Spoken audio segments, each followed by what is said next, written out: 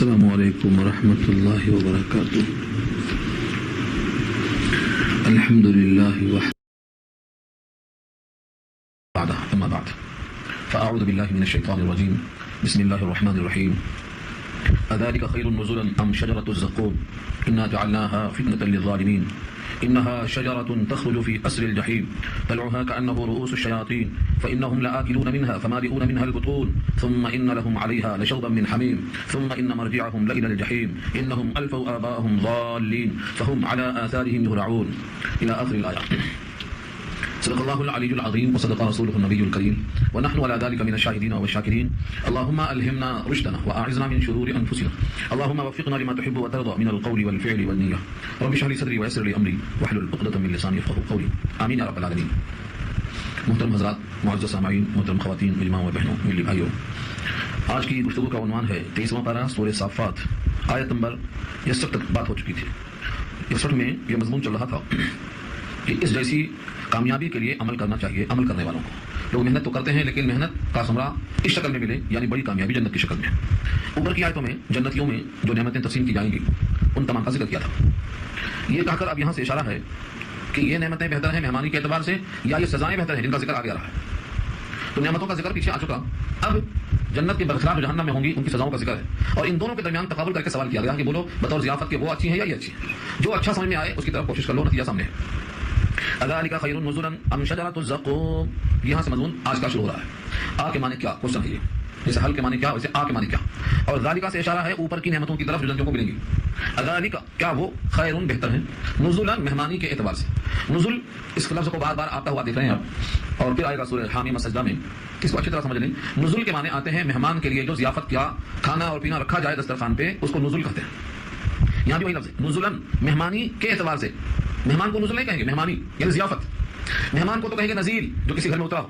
نزلہ کسے کہتے ہیں جو ناک سے پانی اترتا ہے. تو جس کے معنی آتے ہیں کسی چیز کا اترنا، کہیں بھی آئے. نزول قرآن کی ہے قرآن کا اترنا، اور انزال قرآن اتارنا، اقبال کی پورا اتارنا. نزیل کے معنی آتے ہیں مہمان، اور منزل کہتے ہیں جس گھر میں اتارا جائے، ہمارے اردو میں استعمال ہے منزل. اور نزول کے معنی دسترخوان پر جو پیش کیا جائے نعمتیں. یہاں اسی کی طرف اشارہ ہے. کیا بطور مہمانی کے وہ بہتر ہے جس کا ذکر اوپر آیا ہے، ام یا شجرۃ الزقوم، زقوم کا درخت بہتر ہے.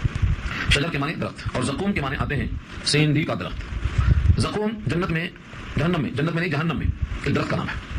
تو اللہ تعالیٰ نے اس درخت کے بارے میں یہ پوچھا ہے کہ بطور ضیافت یہ کھانے کو ملے گا جہنمیوں کو، تو یہ بہتر ہے یا وہ بہتر ہے.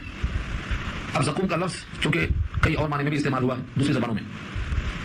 ایک زبان میں اس کو مسکہ اور خرما کے معنی میں استعمال کیا ہے، اور اہل عرب میں الگ مروج تھا. کسی بھی زبان کا لفظ، مثلا حبشی زبان ہے، ترکی زبان ہے، کوئی اور زبان کا لفظ کسی بھی موقع پر استعمال میں آ جاتا ہے. تو ایسے ہی زقوم کا جو لفظ ہے یہ عربوں میں استعمال تھا مسکہ اور خرما کے معنی میں. تو جب یہ آیت آئی تو ابو جہل نے بطور مذاق کے لوگوں سے کہا کہ آؤ آؤ خرما اور مسکہ کھائیں گے، یہی تو بہتر ہے. جو اوپر کی ضیافت میں تذکرہ ہے اس کو تو ہم جانتے نہیں، مگر خرما اور مسکہ ہم جانتے ہیں. تو گویا اس نے مذاق کیا ہے زقوم کے لفظ سے. اور دوسری روایت میں یہ ہے کہ اس نے یوں طنز کیا کہ جب یہ زقوم کا درخت ہے اور جہنم پوری آگ ہی آگ ہے، تو درخت جہنم میں کس طرح سے تیار ہوگا؟ تو جل جائے گا، ختم ہو جائے گا. یہ دو باتوں کا جواب ایک ہی انداز سے دیا گیا، اور ایسا جواب دیا ہے کہ دونوں باتیں ختم. اذالک خیر نزلا ام شجرۃ الزقوم، کیا وہ بہتر ہے بطور مہمانی کے یا زقوم کا درخت. اللہ نے فرمایا انا جعلناها فتنہ، بے شک ہم نے بنایا ہے اس کو، یعنی اس درخت کو فتنہ. اور فتنہ کے معنی آتے ہیں جانچنا، آزمائش میں ڈالنا. آزمائش یہ ہے کہ اس کا لوگ مذاق کرتے ہیں یا سنجیدگی سے اس کا نوٹ لیتے ہیں. چنانچہ ابو سفیان کا یہ خرما اور مسکہ کھانا یہ مذاق ہے، تو کیا فتنہ ہوا یہ. اور دوسرا فتنہ یہ کہ انہوں نے کہا کہ درخت جہنم میں کیسے اگے گا. جب جہنم آگ کا مجموعہ ہے تو جہنم کی آگ میں درخت کا اگنے کا کیا مطلب، کس طرح درخت وہاں رہ سکے گا. اس کا جواب دیا ہے کہ پہلی آیت میں فرمایا یہ درخت کا تذکرہ زقوم کا یہ آزمائش ہے للظالمین، ظالموں کے لیے یعنی مشرکوں کے لیے آزمائش. انہا شجرۃ، بے شک وہ ایک ایسا درخت ہے. ایک ایسا ترجمہ کہاں سے ہو رہا ہے؟ شجرۃ کی تنوین سے. شجرۃ میں جو دو پیش ہے یہ تنوین ہے برائے تعمیم، یعنی کوئی ایک ایسا درخت ہے تخرج جو نکلے گا فی اصل الجحیم، جہنم کی جڑ میں. اصل کے معنی جڑ، دوزخ کی جڑ میں یہ پیدا ہوگا. جب درخت ہی جہنم میں پیدا ہونے والا ہے تو کیسے رہے گا، کیسے بڑا ہوگا، سوال ختم ہو گیا. اور جب وہ جہنم میں پیدا ہونے والا درخت ہے تو اب یہ کہنا کہ مسکہ اور خرما یہ بھی ختم ہو گیا. تو ایک مال تو ہمارے پاس مشہور ہے. ایسا جواب دیا گیا ہے کہ یہ درخت چونکہ جہنم کی جڑ میں پیدا ہوگا، اس لیے یہ کہنا کہ وہاں کیسے رہے گا آگ میں، یہ غلط ہو گیا. اس کی فطرت میں آگ ہے، جسے انسان پانی میں نہیں رہ سکتا، لیکن جو پانی میں پیدا ہوا ہے، پانی والا کتا، پانی والا خنزیر، پانی والے جانور سب پانی میں رہتے ہیں. چنانچہ ایک جانور کا نام لیا ہے سمندر، نام ہے اس کا، جو آگ میں پیدا ہوتا ہے. سمندر نامی جانور آگ میں پیدا ہوتا ہے، وہ آگ میں رہتا ہے. تو اللہ کی یہ شان ہے کہ یہ جو درخت زقوم کا ہوگا یہ جہنم کی جڑ سے نکلے گا. نہ یہ خرما ہے نہ یہ مسکہ ہے، اور نہ اس میں جلنے والا ہے، بلکہ پیدا اسی سے ہوگا. اور یہ اللہ کی شان کئی انداز سے ہے. جب بندہ اپنی عقل پر تولے گا تو کہے گا یہ تو ناممکن ہے. اور جب اللہ کے قول پر قدرت پر توجہ جائے گی تو کہے گا اللہ کے پاس سب کچھ ممکن ہے. سورہ یاسین میں آپ سن چکے ہیں کہ دو درخت، ایک فرخ ایک افار، عربوں میں ہوتے تھے. دونوں کی ہری شاخیں توڑ کے دونوں کو ایک ساتھ جوڑتے تو دونوں میں ہری شاخ اور اس کے اندر سے رس ٹپکنے کے باوجود دونوں مل کے جل اٹھتے، آگ پیدا ہو جاتی. جس کا ذکر سورہ یاسین میں اللہ نے کیا ہے، من الشجر الاخضر نارا، ہرے بھرے درخت سے اللہ نے آگ پیدا کیا. یا وہی بات ہے. تو ہرے بھرے درختوں کی شاخوں سے آگ پیدا ہونا اور آگ میں درخت کو پیدا کرنا یہ کچھ مشکل نہیں. یہ جواب دیا ہے کفار قریش کو. اب وہ زقوم کا درخت جو پیدا ہوگا جہنم کی جڑ میں، جو فتنہ اور آزمائش ہے ظالموں کے لیے، وہ زقوم دیکھنے میں کیسا ہوگا؟ فرمایا تلعھا، اس کا خوشہ. تلعھا، تلعون کے معنی کسی چیز کا خوشہ. اس انگور کا گچھا ہوتا اس کو تلعون کہتے ہیں. انگور کا خوشہ ہے تو اس کو تلعون کہیں گے. تلعھا، اس کے خوشے ہوں گے کأنہ، گویا کہ وہ ہیں رؤوس الشیاطین، شیاطین کے سر. رؤوس راسم کی جمع، راسم کے معنی سر، اور رؤوس سر جمع ہے اس کی رؤوس. اور الشیاطین شیطان کی جمع. تو شیاطین کے سر کس نے دیکھا؟ کیا مطلب ہے شیاطین کے سر سے؟ شیاطین کو جب دیکھا ہی نہیں گیا تو شیاطین کا سر بھی نہیں دیکھا گیا، تو اب اس سے تشبیہ دیا. ایسا ہو گیا کہ جیسے نہ شیطان کے سر کو دیکھا ہے، نہ اس پھل کو دیکھا ہے، نہ مشبہ کو دیکھا، نہ مشبہ بھی کو دیکھا. اس کے پھل ہیں شیطان کے سروں کی طرح، تو نہ پھل دیکھا نہ شیاطین کے سر کو دیکھا، تو فیصلہ کیسے ہوگا؟ شارحین لکھتے ہیں کہ شیاطین کا سر یہ تشبیہ میں ایک محاورہ ہے. کسی چیز کی بد شکل اور بد حیت در سامنے پیش کرنا ہوتا ہے، بولتے ہیں بھائی کیا بولنا، بالکل شیطان ہے، بھوت و پریت ہے. کسی کے بد شکلی کو بیان کرنا ہے تو شیاطین کا سر کہا جاتا ہے. تو یہ محاورہ ہے، محاورے کے اعتبار سے کہ ان کا جو خوشہ ہوگا انتہائی بد شکل ہوگا، بد حیت ہے. ہندوستان کے اندر جو ناگ پھن ہے، ناگ پھن، اس سے تشبیہ دی گئی ہے. یہاں پر بعض لوگوں نے کہا ہے شیطان کے سر سے مراد سانپ کا سر ہے، اور سانپ کے سروں میں جو ناگ سانپ ہوتا ہے وہ اپنے پھن کو اٹھاتا ہے، اس کو ناگ پھن کہا جاتا ہے. ناگ پھن بھی اسی سے استعمال ہے، اس کو بعض لوگ ناگ پھن کہتے ہیں اور بعض اس کو سیندی کہتے ہیں. یہ کڑواہٹ میں گلے سے اترتا نہیں، انتہائی کڑوا. زقوم کے درخت کے بارے میں قرآن کریم کی بہت ساری آیتوں میں یہ مضمون آیا کہ اس کو کھانے کے لیے بڑی مشکل ہے. وہ زقوم کا درخت اتنا کڑوا ہوتا ہے کہ اگر حلق میں چلا جائے تو اترتا نہیں، اٹک جاتا ہے. اس پر لوگ پانی طلب کریں گے اور ظاہر یہ ہے کہ پانی نہیں ملے گا. جب پانی نہیں ملے گا تو ہزاروں سال چیختے رہیں گے اور گلے میں اٹک جاتا ہے. گھونٹ گھونٹ کے پئیں گے، گھونٹ گھونٹ کے پئیں گے، مگر گلے سے اترے گا نہیں. تو یہ زقوم کا درخت جو شیاطین کے سروں کی طرح ہے بد شکل میں اور ناگ پھن ہے جس کو کہتے ہیں، یہ بھلا اچھا ہے یا اوپر کی ضیافت اچھی ہے؟ ظاہر یہ ہے کہ جس کو جو چیز پسند ہے اس کے لیے محنت کرے. یہ ہے بتایا. اب جو آدمی ہزاروں سال بھوکا رہے گا، جس کے لیے کوئی چیز کھانے کو دستیاب نہیں ہوگی، وہ مجبوراً زقوم کا درخت کھائے گا. فرمایا فإنهم لآكلون منها، بے شک وہ لوگ البتہ اس میں سے کھائیں گے. لآکلون، آکل کی جمع آکلون ہے، عین سے نہیں الف سے، عقل مادہ اس کا. بے شک وہ لوگ کھائیں گے اس میں سے. فمالئون منها البطون، اور بھریں گے اس سے بطن، بطن کی جمع بطون پیٹ. اور مالئون اس میں فاعل ہے، ملأ مائے بھرا. جب لفظ بھری ہوتی ہے تو کہتے ہیں مملو ہے، بھری ہے، ملئان، بھری ہوئی ہے لفظ. کسی چیز کا بھرا ہوا ہونا یہ مملو ہے. فرمایا فمالئون، بھریں گے اس سے، منها البطون، اپنے پیٹ. اور پیٹ میں یہ جانے کے بعد تو پیاس لگے گی، اٹک جائے گا. اور پانی جب ان کو طلب کرنے کے بعد ہزاروں سال پکارنے کے بعد پانی دیا جائے گا تو پانی کیسا ہوگا؟ فرمایا ثم، بے شک پھر، ثم ان لهم، بے شک ان کے لیے علیہا اس کے اوپر لشوبا، ملونی ہوگی، من حمیم، گرم گرم پانی سے. اس گرم پانی کا تذکرہ سورہ حج میں آ چکا ہے. وہ گرم پانی جو سب من فوق رؤوسهم الحمیم، اس آیت کے تحت گزرا. جب گرم پانی منہ کے قریب جائے گا تو منہ کا چمڑا اس پانی میں گر جائے گا. یہ سورہ کہف میں آ چکا ہے. وَإِنْ يَسْتَغِيثُوا يُغَاثُوا بِمَاءٍ كَالْمُهْلِ يَشْوِي الْوُجُوهَ، منہ سے قریب کریں گے تو منہ کا چمڑا اس میں گر جائے. اور اگر سر پہ پانی ڈال دیا گیا تو سر کی کھال نکل جائے. اور اگر اندر کچھ چلا جائے تو اتریاں کر کے گر جائے. سورہ محمد میں آ چکا ہے. فَقَطَعَ مَعَهُ، تو یہ تینوں شکلوں میں، سر پہ سے آ جائے تو سر کا چمڑا چلا جائے، اور اگر منہ کے قریب آ جائے تو منہ کا چمڑا چلا جائے، اور پیٹ میں چلا جائے تو اتریاں باہر آ جائیں. یہ گرم پانی اس کے اوپر بطور ملونی کے ہوگا. ثم ان مرجعهم لإلى الجحیم، پھر بے شک ان کا مرجع، ان کا لوٹنا ہوگا جہنم کی طرف. لإلى الجحیم میں جو لا ہے اس کا الف کاٹنا ہے، اس کو لمبا کر کے پڑھنا جائز نہیں ہے، کیونکہ یہاں پر نا کے معنی میں ڈالی ہے بلکہ البتہ کے معنی میں ہے. لإلى الجحیم، البتہ جہنم کی آگ کی طرف ان کا مرجع ہوگا. تو لإلى الجحیم ہے، لا الى نہیں پڑھنا اس کو، لإلى الجحیم، دوزخ کی آگ کی طرف ہوگا ان کا مرجع. اب سوال یہ ہے کہ ان لوگوں کی خرابی کیسے ہوئی؟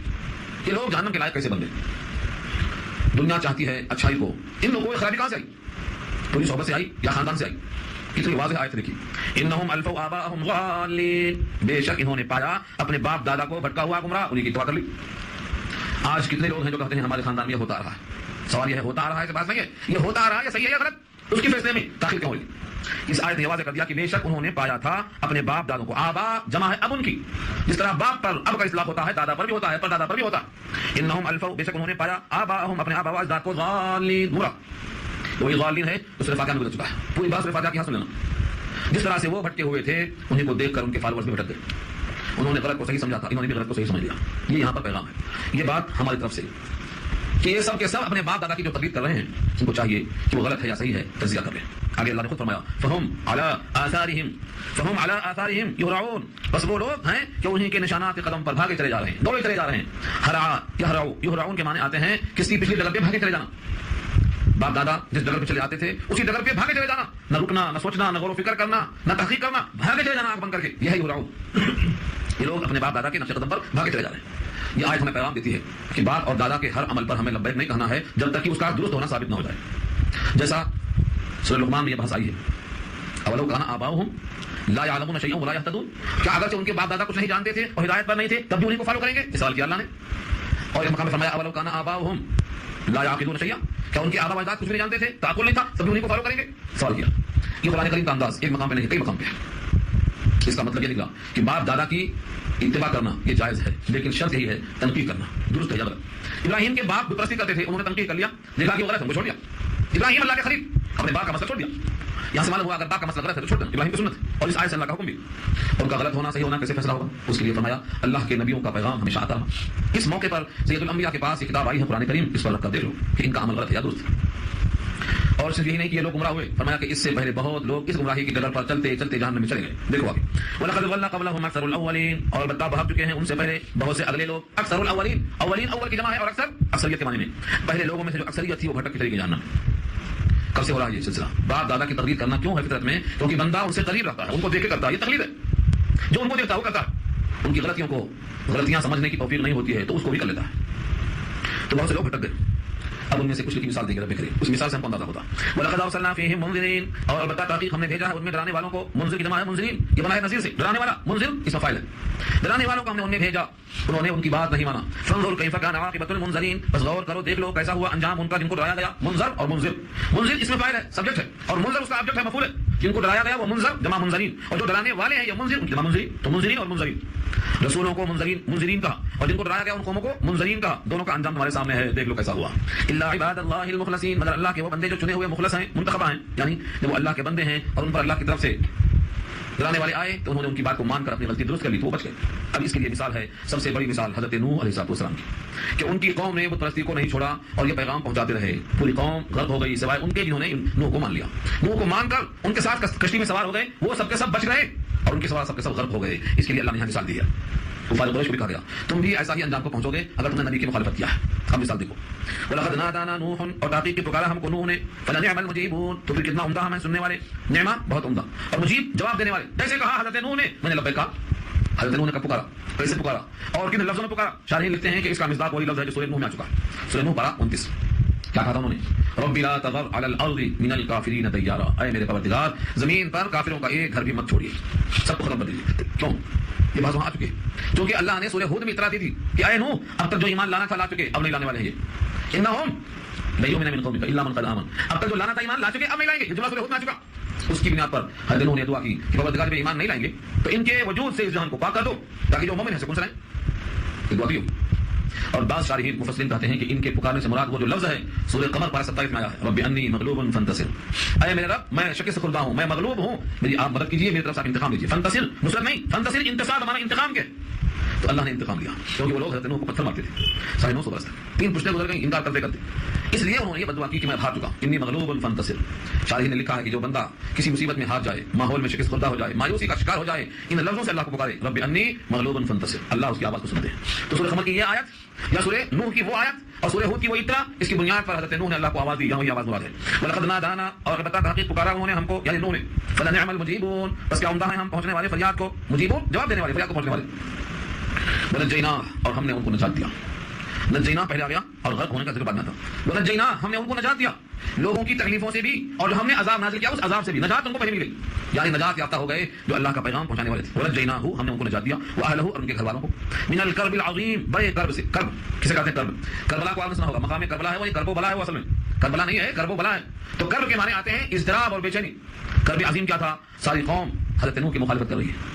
ایک تو قوم سے نجات، دوسرے عالمگیر عذاب آیا اس سے نجات، دونوں نجات ہو گئی. یہ ہے کرب عظیم. بڑی گھبراہٹ سے ہم نے ان کو نجات دے دیا. یہاں اہل سے مراد صرف بال بچے نہیں ہیں بلکہ جتنے لوگ کشتی میں آپ کے ساتھ سوار تھے تقریباً 72 نفوس تھے، یہ سب یہاں مراد ہے. دنیا کی ہر چیز کا جوڑا تھا، بلی کا، چوہے کا، بیل کا، بھینس کا، ہاتھی کا، ہر چیز کا جوڑا بھی اس کے اندر رکھ لیا گیا. تو اس طرح جو کشتی میں لوگ تھے یہ سب کے سب بچ گئے اور بقیہ پوری قوم غرق ہو گئی. یہاں سے 3 قول ملتا ہے. یہ عذاب نوح صرف کسی خاص خطے میں آیا تھا یا سارے عالم میں آیا تھا؟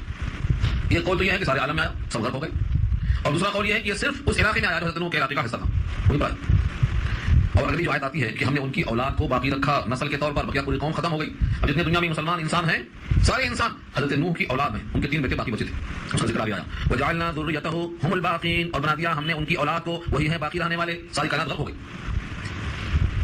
سب کے سب پانی میں غرق ہو گئے، دنیا ختم. اسی لیے ان کا نام ہے آدم ثانی. دوسرے آدمی ہیں جن سے دنیا آباد ہوئی. 3 بیٹے تھے ان کے، سام اور حام اور یافس. یہ تینوں سے ساری قوم پھر سے آباد ہوئی ہے. سام اہل عرب اسرائیل کا علاقہ، یہ سام کی اولاد ہے. اور حام سے پورے یورپ اور افریقہ مراد ہے. اور یافس سے مراد یاجوج اور ماجوج اور دوسرے علاقے موجود ہیں. اور ہندوستان کے بارے میں لکھا ہے کہ یہ بھی جو دوسرا بیٹا ہے حام افریقن، انہی کے اولاد میں یہ بھی ہے. یہ تینوں سے پوری دنیا قائم ہوئی. اور ترمذی میں ایک روایت بھی ہے، حضرت سمرہ بن جندب اس کے راوی ہیں. نبی صلی اللہ علیہ وسلم فرمایا کہ حضرت نوح کے 3 بیٹوں سے دنیا قائم ہے، باقی سب کے سب غرق ہو گئے، کائنات سب ختم ہو گئے. ہمارا وجود بھی ان کے ذریعے سے. تو دیکھو ایک آدمی نے دعا کیا، اللہ نے قبول کیا، سارا عالم فنا ہو گیا. یہ سنانا مقصود ہے مکے والوں کو. دیکھیے لفظ، اور پکارا ہم کو نوح نے، اور ہم کیا خوب ہیں فریاد کو پہنچنے والے، ہم نے ان کو نجات دے دیا اور ان کے اہل کو بڑے گھبراہٹ کے وقت سے. وجعلنا ذریته هم الباقین، اور بنا دیا ہم نے ان کی اولاد کو کہ وہی ہیں باقی رہنے والے. اب یہاں پر اشکالات بہت ہیں. ایک تو یہ ہے کہ 3 بیٹے تھے ان کے، اور ان تینوں سے ہی کائنات چلی. سوال یہ ہے کہ جو ان 3 بیٹوں کے علاوہ اور بھی کشتی میں 72 نفوس تھے، کیا ان کی نسل نہیں چلی؟ فرماتے ہیں کہ نہیں، ان کی نسل نہیں چلی. وہ زندہ تو تھے، نسل ان کی ہی چلی، ان کی نسل ختم ہو گئی. ان کی باقی رہنے کے باوجود کائنات کی نسل ان 3 سے ہی چلی، اور بقیہ قوم غرق ہو گئی.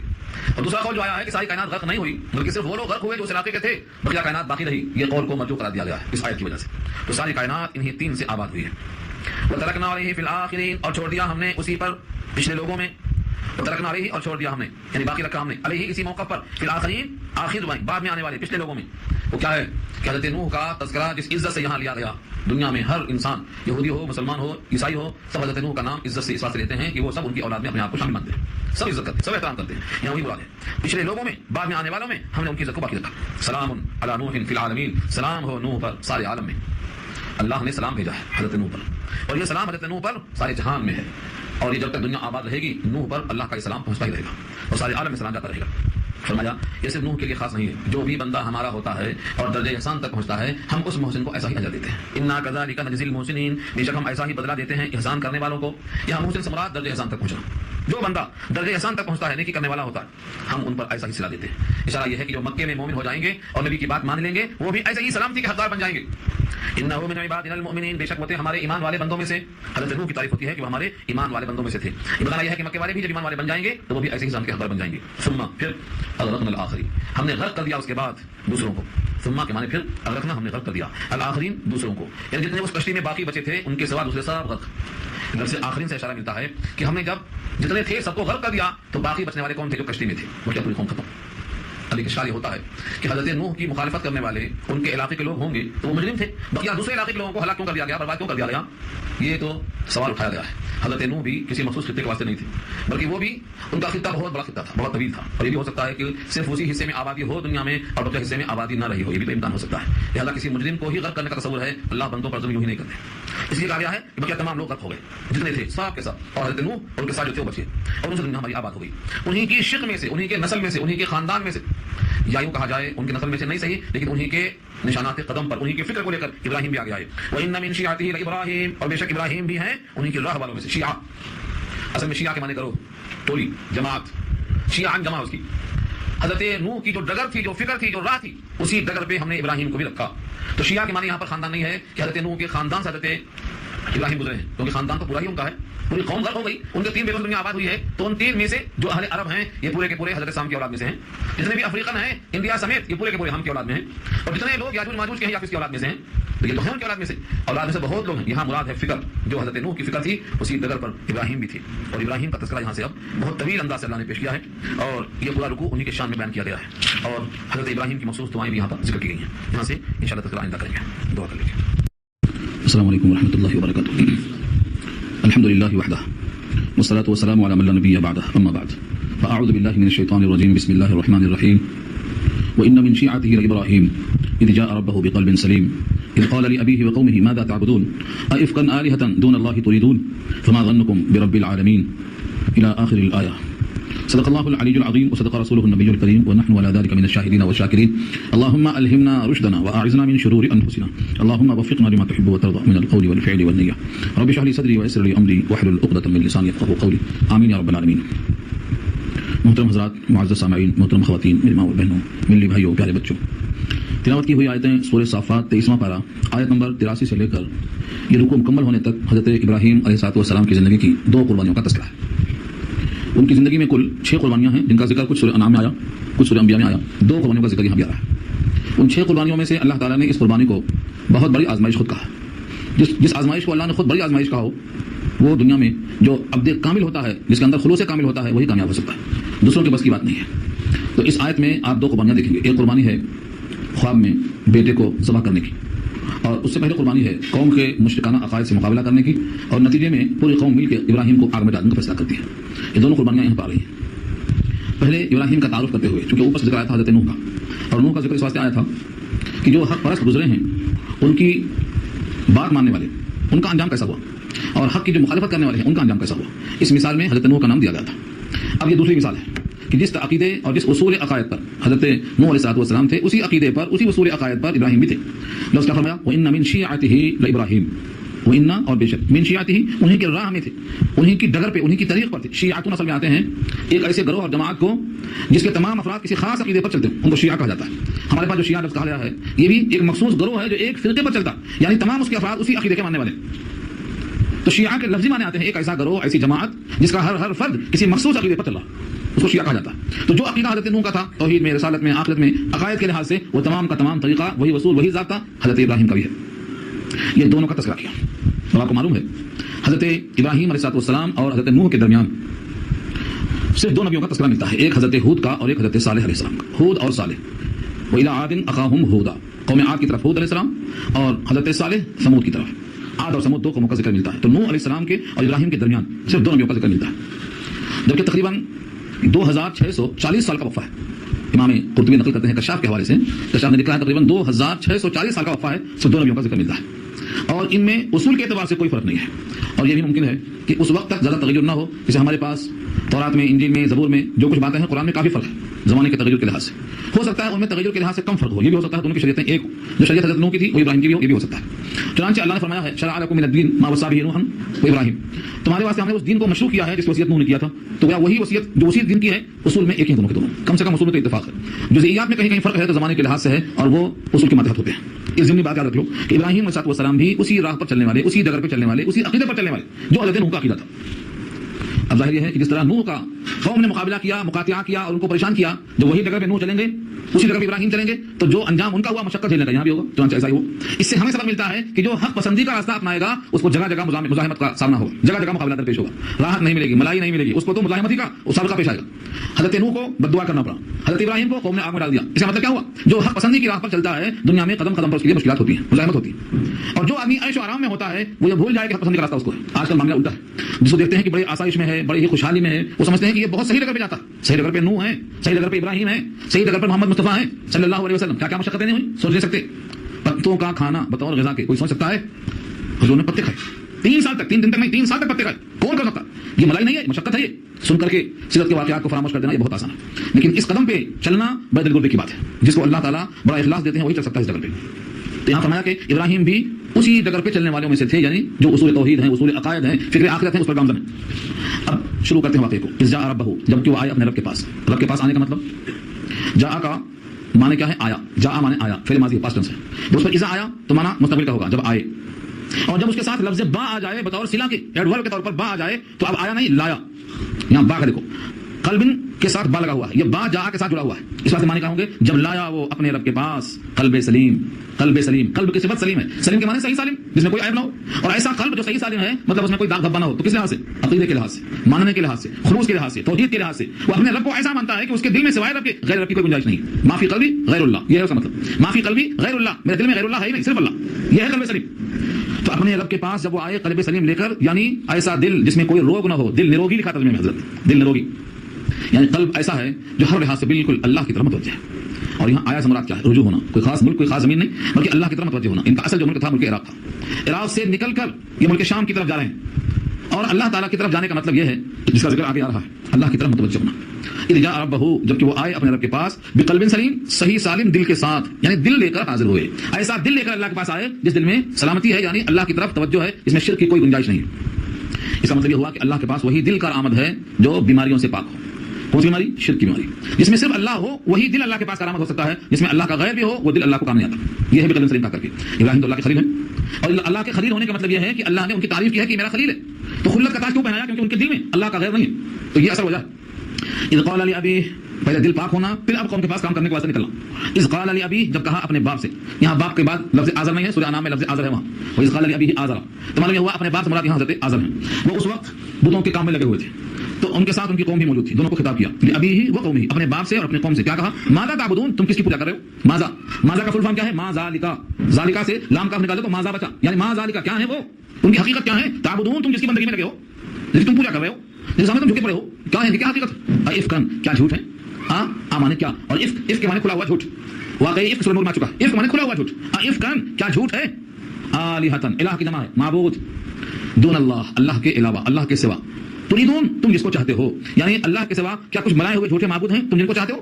اگر تم ان جھوٹے معبودوں کو چاہتے ہو تو بھلا بتاؤ تمہارا کیا گمان ہوگا اس رب کے ساتھ جو سارے جہان کا پروردگار ہے. فما ظنکم برب العالمین, فما ظنکم, پھر کیا خیال کیا ہے تم نے رب العالمین کے ساتھ جو سارے جہان کا رب ہے, جس نے تم کو ہم کو سب کو پیدا کیا ہے. تمہارا گمان, تمہارا تصور ان کے ساتھ کیا ہے؟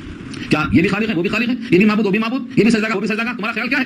اگر تمہارے معبود یہ ہیں تو جس نے سارے جہان کو پیدا کیا اور اس کو پیدا نہیں کر دیا, رب کہا یہاں پر, رب العالمین کا, رب کا ترجمہ سورہ فاتحہ میں آ چکا ہے. پہلے اس کو عدم سے وجود میں لانا, تخلیق میں, ترکیب میں, اور اس کے بعد اس کی صناعی کرنا, پھر ہر تقاضے کی تکمیل کرنا, پھر درجے کمال تک پہنچانا, یہ ہے ربوبیت. تو جو سارے جہان کا رب ہے, جس نے سارے جہان کو پیدا کر کے کمال تک پہنچایا ہے, اس کے ساتھ تمہارا تصور کیسا ہے؟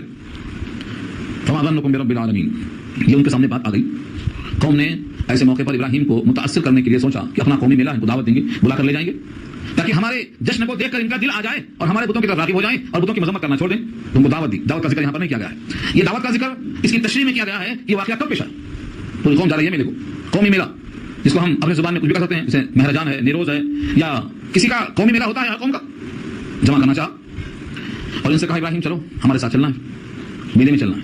انہوں نے سوچا کہ تم تو ہمیں میلے میں جانا چاہتے ہو لے جا کے, اور ہمارا پروگرام کچھ دوسرا ہے. ہمارا پروگرام یہ ہے کہ تمہارے معبد کا دیکھو خالی دیکھ کر کے ہم تمہارا علاج کریں گے, اور تم ہم کو لے جا کے وہاں دکھانا چاہ رہے ہیں. تو انہوں نے جانے سے بہانہ کرنے کے واسطے کیا کہا؟ فنظر نظرۃ فی النجوم, پھر غور کیا, نظرہ دیکھا, نظرۃ ایک بار دیکھنا, فی النجوم تاروں میں, نجم کی جمع نجوم, تاروں میں دیکھا. فقال انی سقیم, پس کہا بے شک میں بیمار ہونے والا ہوں. فقال, پس کہا انی سقیم, میں بیمار ہونے والا ہوں. یہاں اتنی ہی بات پر شارحین نے کئی صفحے لکھے ہیں, کئی صفحے. اب کچھ سوالات اٹھاتا ہوں, دیکھو اتنی لمبی بات تو نہیں کرنا چاہیے کیونکہ وہ سب چیزیں یہاں لانے کی گنجائش نہیں ہے. پہلا سوال یہ ہوتا ہے کہ ابراہیم علیہ السلام نے تاروں میں کیوں دیکھا, تاروں میں کیوں دیکھا.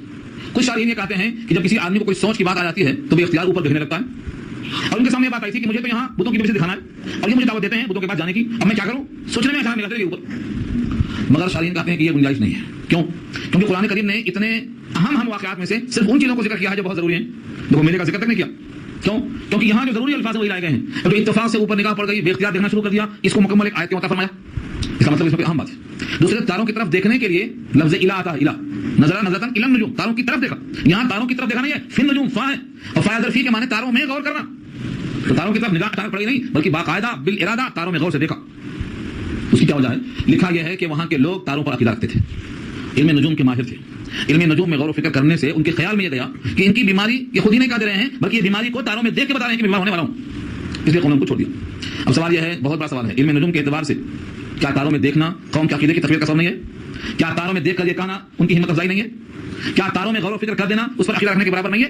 اس قسم کے بہت سوالات ہیں. آپ اس کے لیے پڑھیے معارف القرآن مفتی شفیع صاحب کی 6 صفحات میں لکھا انہوں نے اس کو. اب اس وقت محدود میں ان تمام کو لا کر میں جوڑ نہیں سکتا, لیکن خلاصہ پیش کر دوں کہ انہوں نے ایہام کیا ہے. ایہام اور توریہ دو چیزیں ہیں. زبان سے کوئی لفظ کہنا کہ مخاطب اس کا معنی جو سمجھے وہ نہ سمجھے بولنے والا کوئی اور معنی متعین کر لے, اس کو توریہ کہتے ہیں.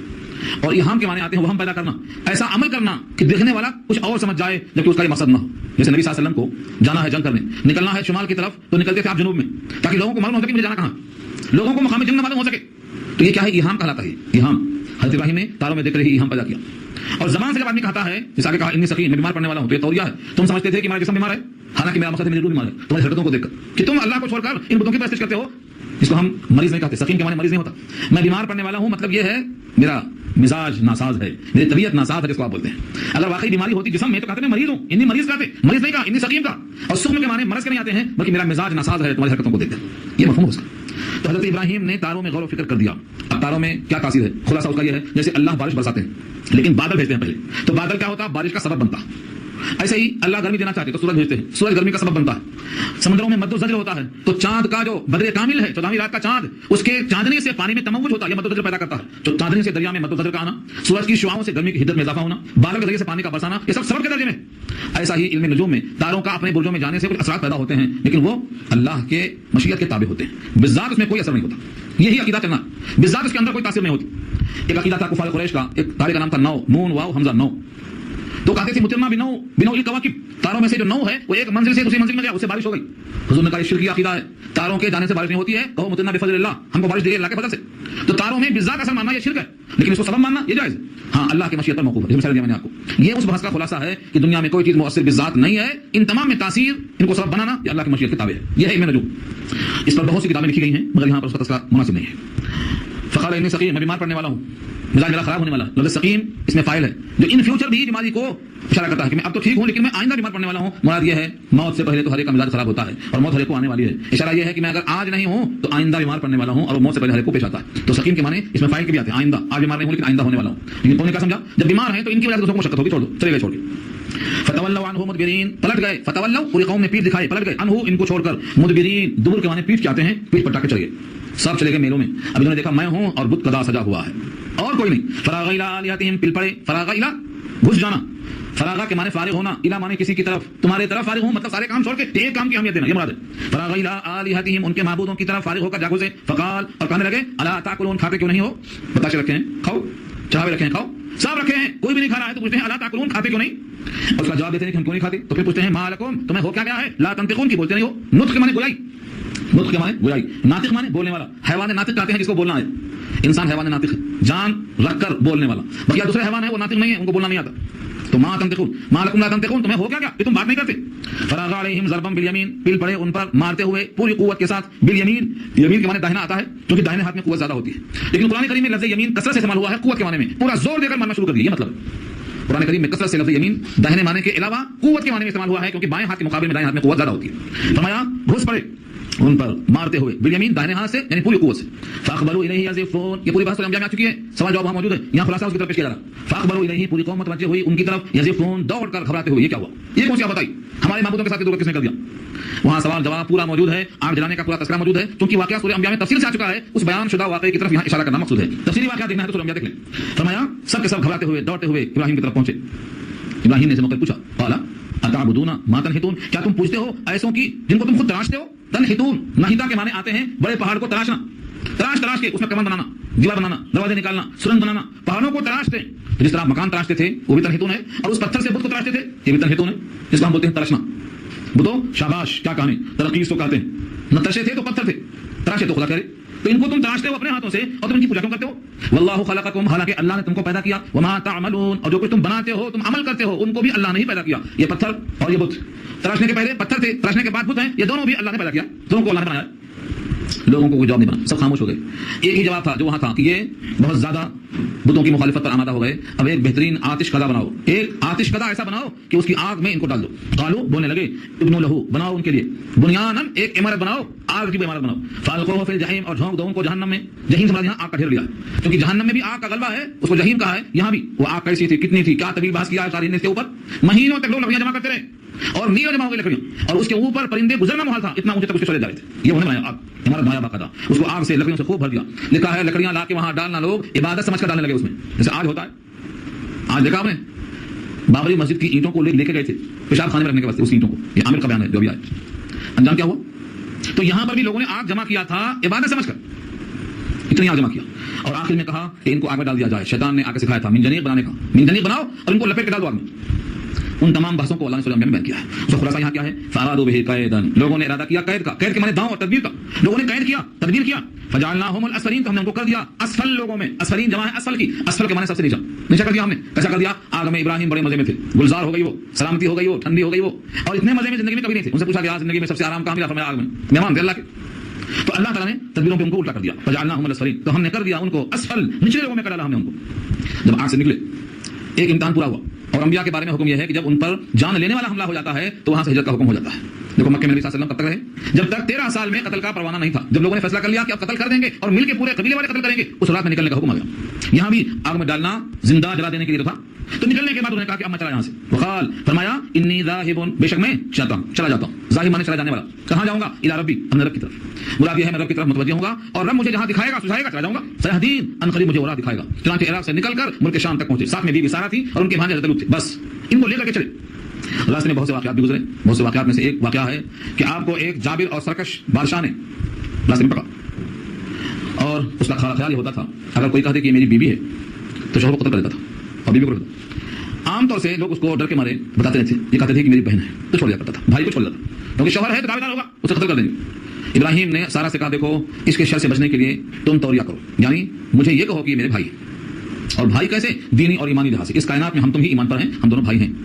حضرت ابراہیم نے ان کو بھیجایا، جا کر کے وہاں انہوں نے یہ کہا، جیسے اس نے ہاتھ بڑھانا چاہا اس کا ہاتھ شل ہو گیا، انہوں نے اللہ سے دعا کی اور اللہ نے ان کو اس کے شر سے بچا لیا، اس کا ہاتھ شل ہو گیا، اس نے توبہ کیا، معافی مانگا، آئندہ سے اپنی غلطی سے باز آنے کا فیصلہ کیا، اس کا ہاتھ ٹھیک ہو گیا، لیکن پھر اس نے وہی کارروائی کی، ایک بار نہیں، دو بار نہیں، 3 بار اس کا پیر اس کا ایسا ہی حال ہو، جیسا نبی صلی اللہ علیہ وسلم کے پیچھے تعاقب میں گھوڑا آیا تھا، پھنس گیا تھا، یہاں بھی پھنس گیا تھا، یہ پوری بحث جب میں نے کی ہے۔ اللہ تعالیٰ نے اس عورت کے ذریعے سے ایک پیغام اس کو دے دیا، اس نے کہا تم کس کو لائے ہو؟ یہ تو کوئی انسان نہیں ہے، اجنہ میں معلوم ہوتی ہے، جب بھی ہاتھ بڑھاتا ہوں میرا ہاتھ چلو جاتا ہے، اس کو لے جاؤ۔ اور ڈر کے مارے اس کے پاس ایک عورت تھی، اس کا نام تھا ہاجرہ، کہا ہاں ہاجرہ یہ تیرا بدلہ لے کے چلا جا۔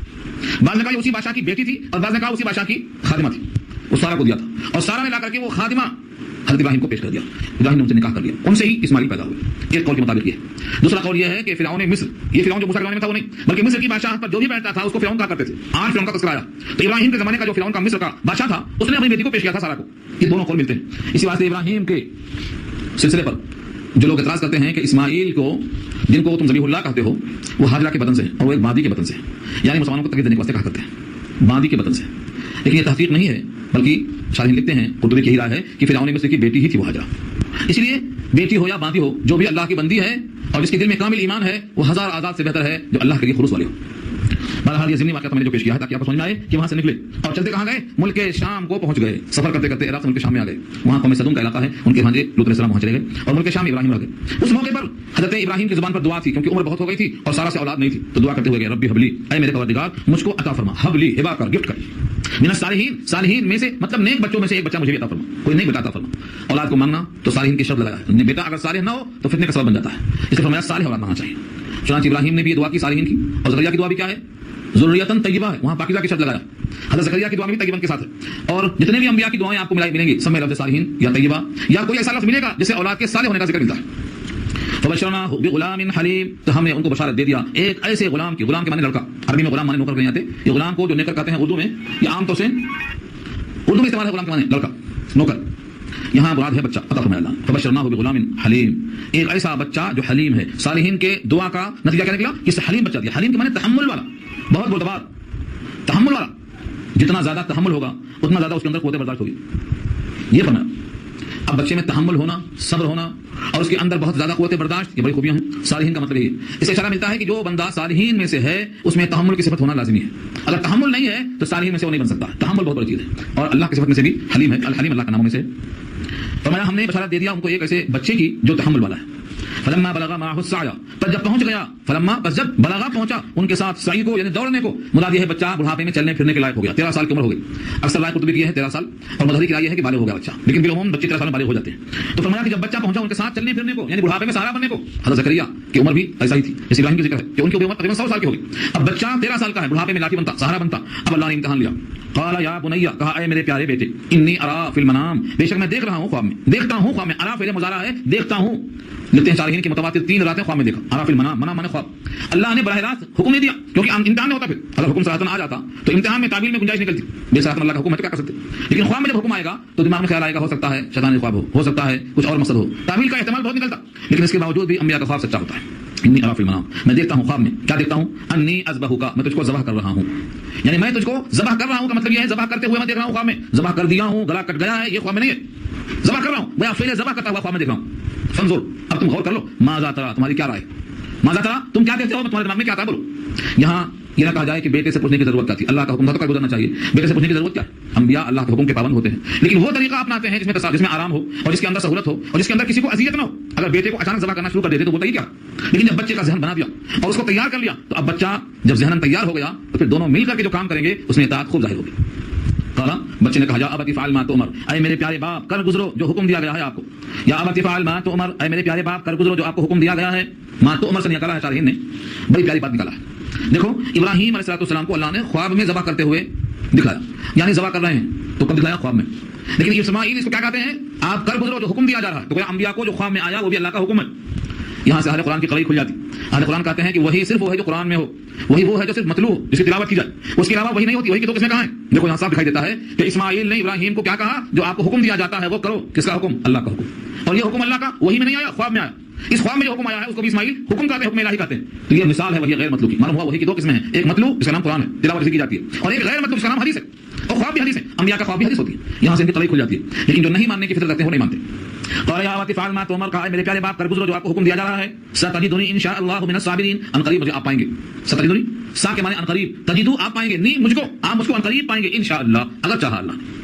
من الصابرین صبر کرنے والوں میں سے، سہنے والوں میں سے. دیکھو لہجہ کیسا بتاتا ہے. یہ نہیں کہا کہ میں ہی ایک صابر ہوں، مجھ کو آپ صابر پائیں گے، نہیں کہا صبر کرنے والوں میں سے ایک مجھے بھی پائیں گے. مطلب کیا ہے؟ کوئی کمال نہیں ہے، ایسے بہت لوگ صبر کرنے والے گزرے ہیں، ان میں سے مجھے بھی شامل پائیں گے.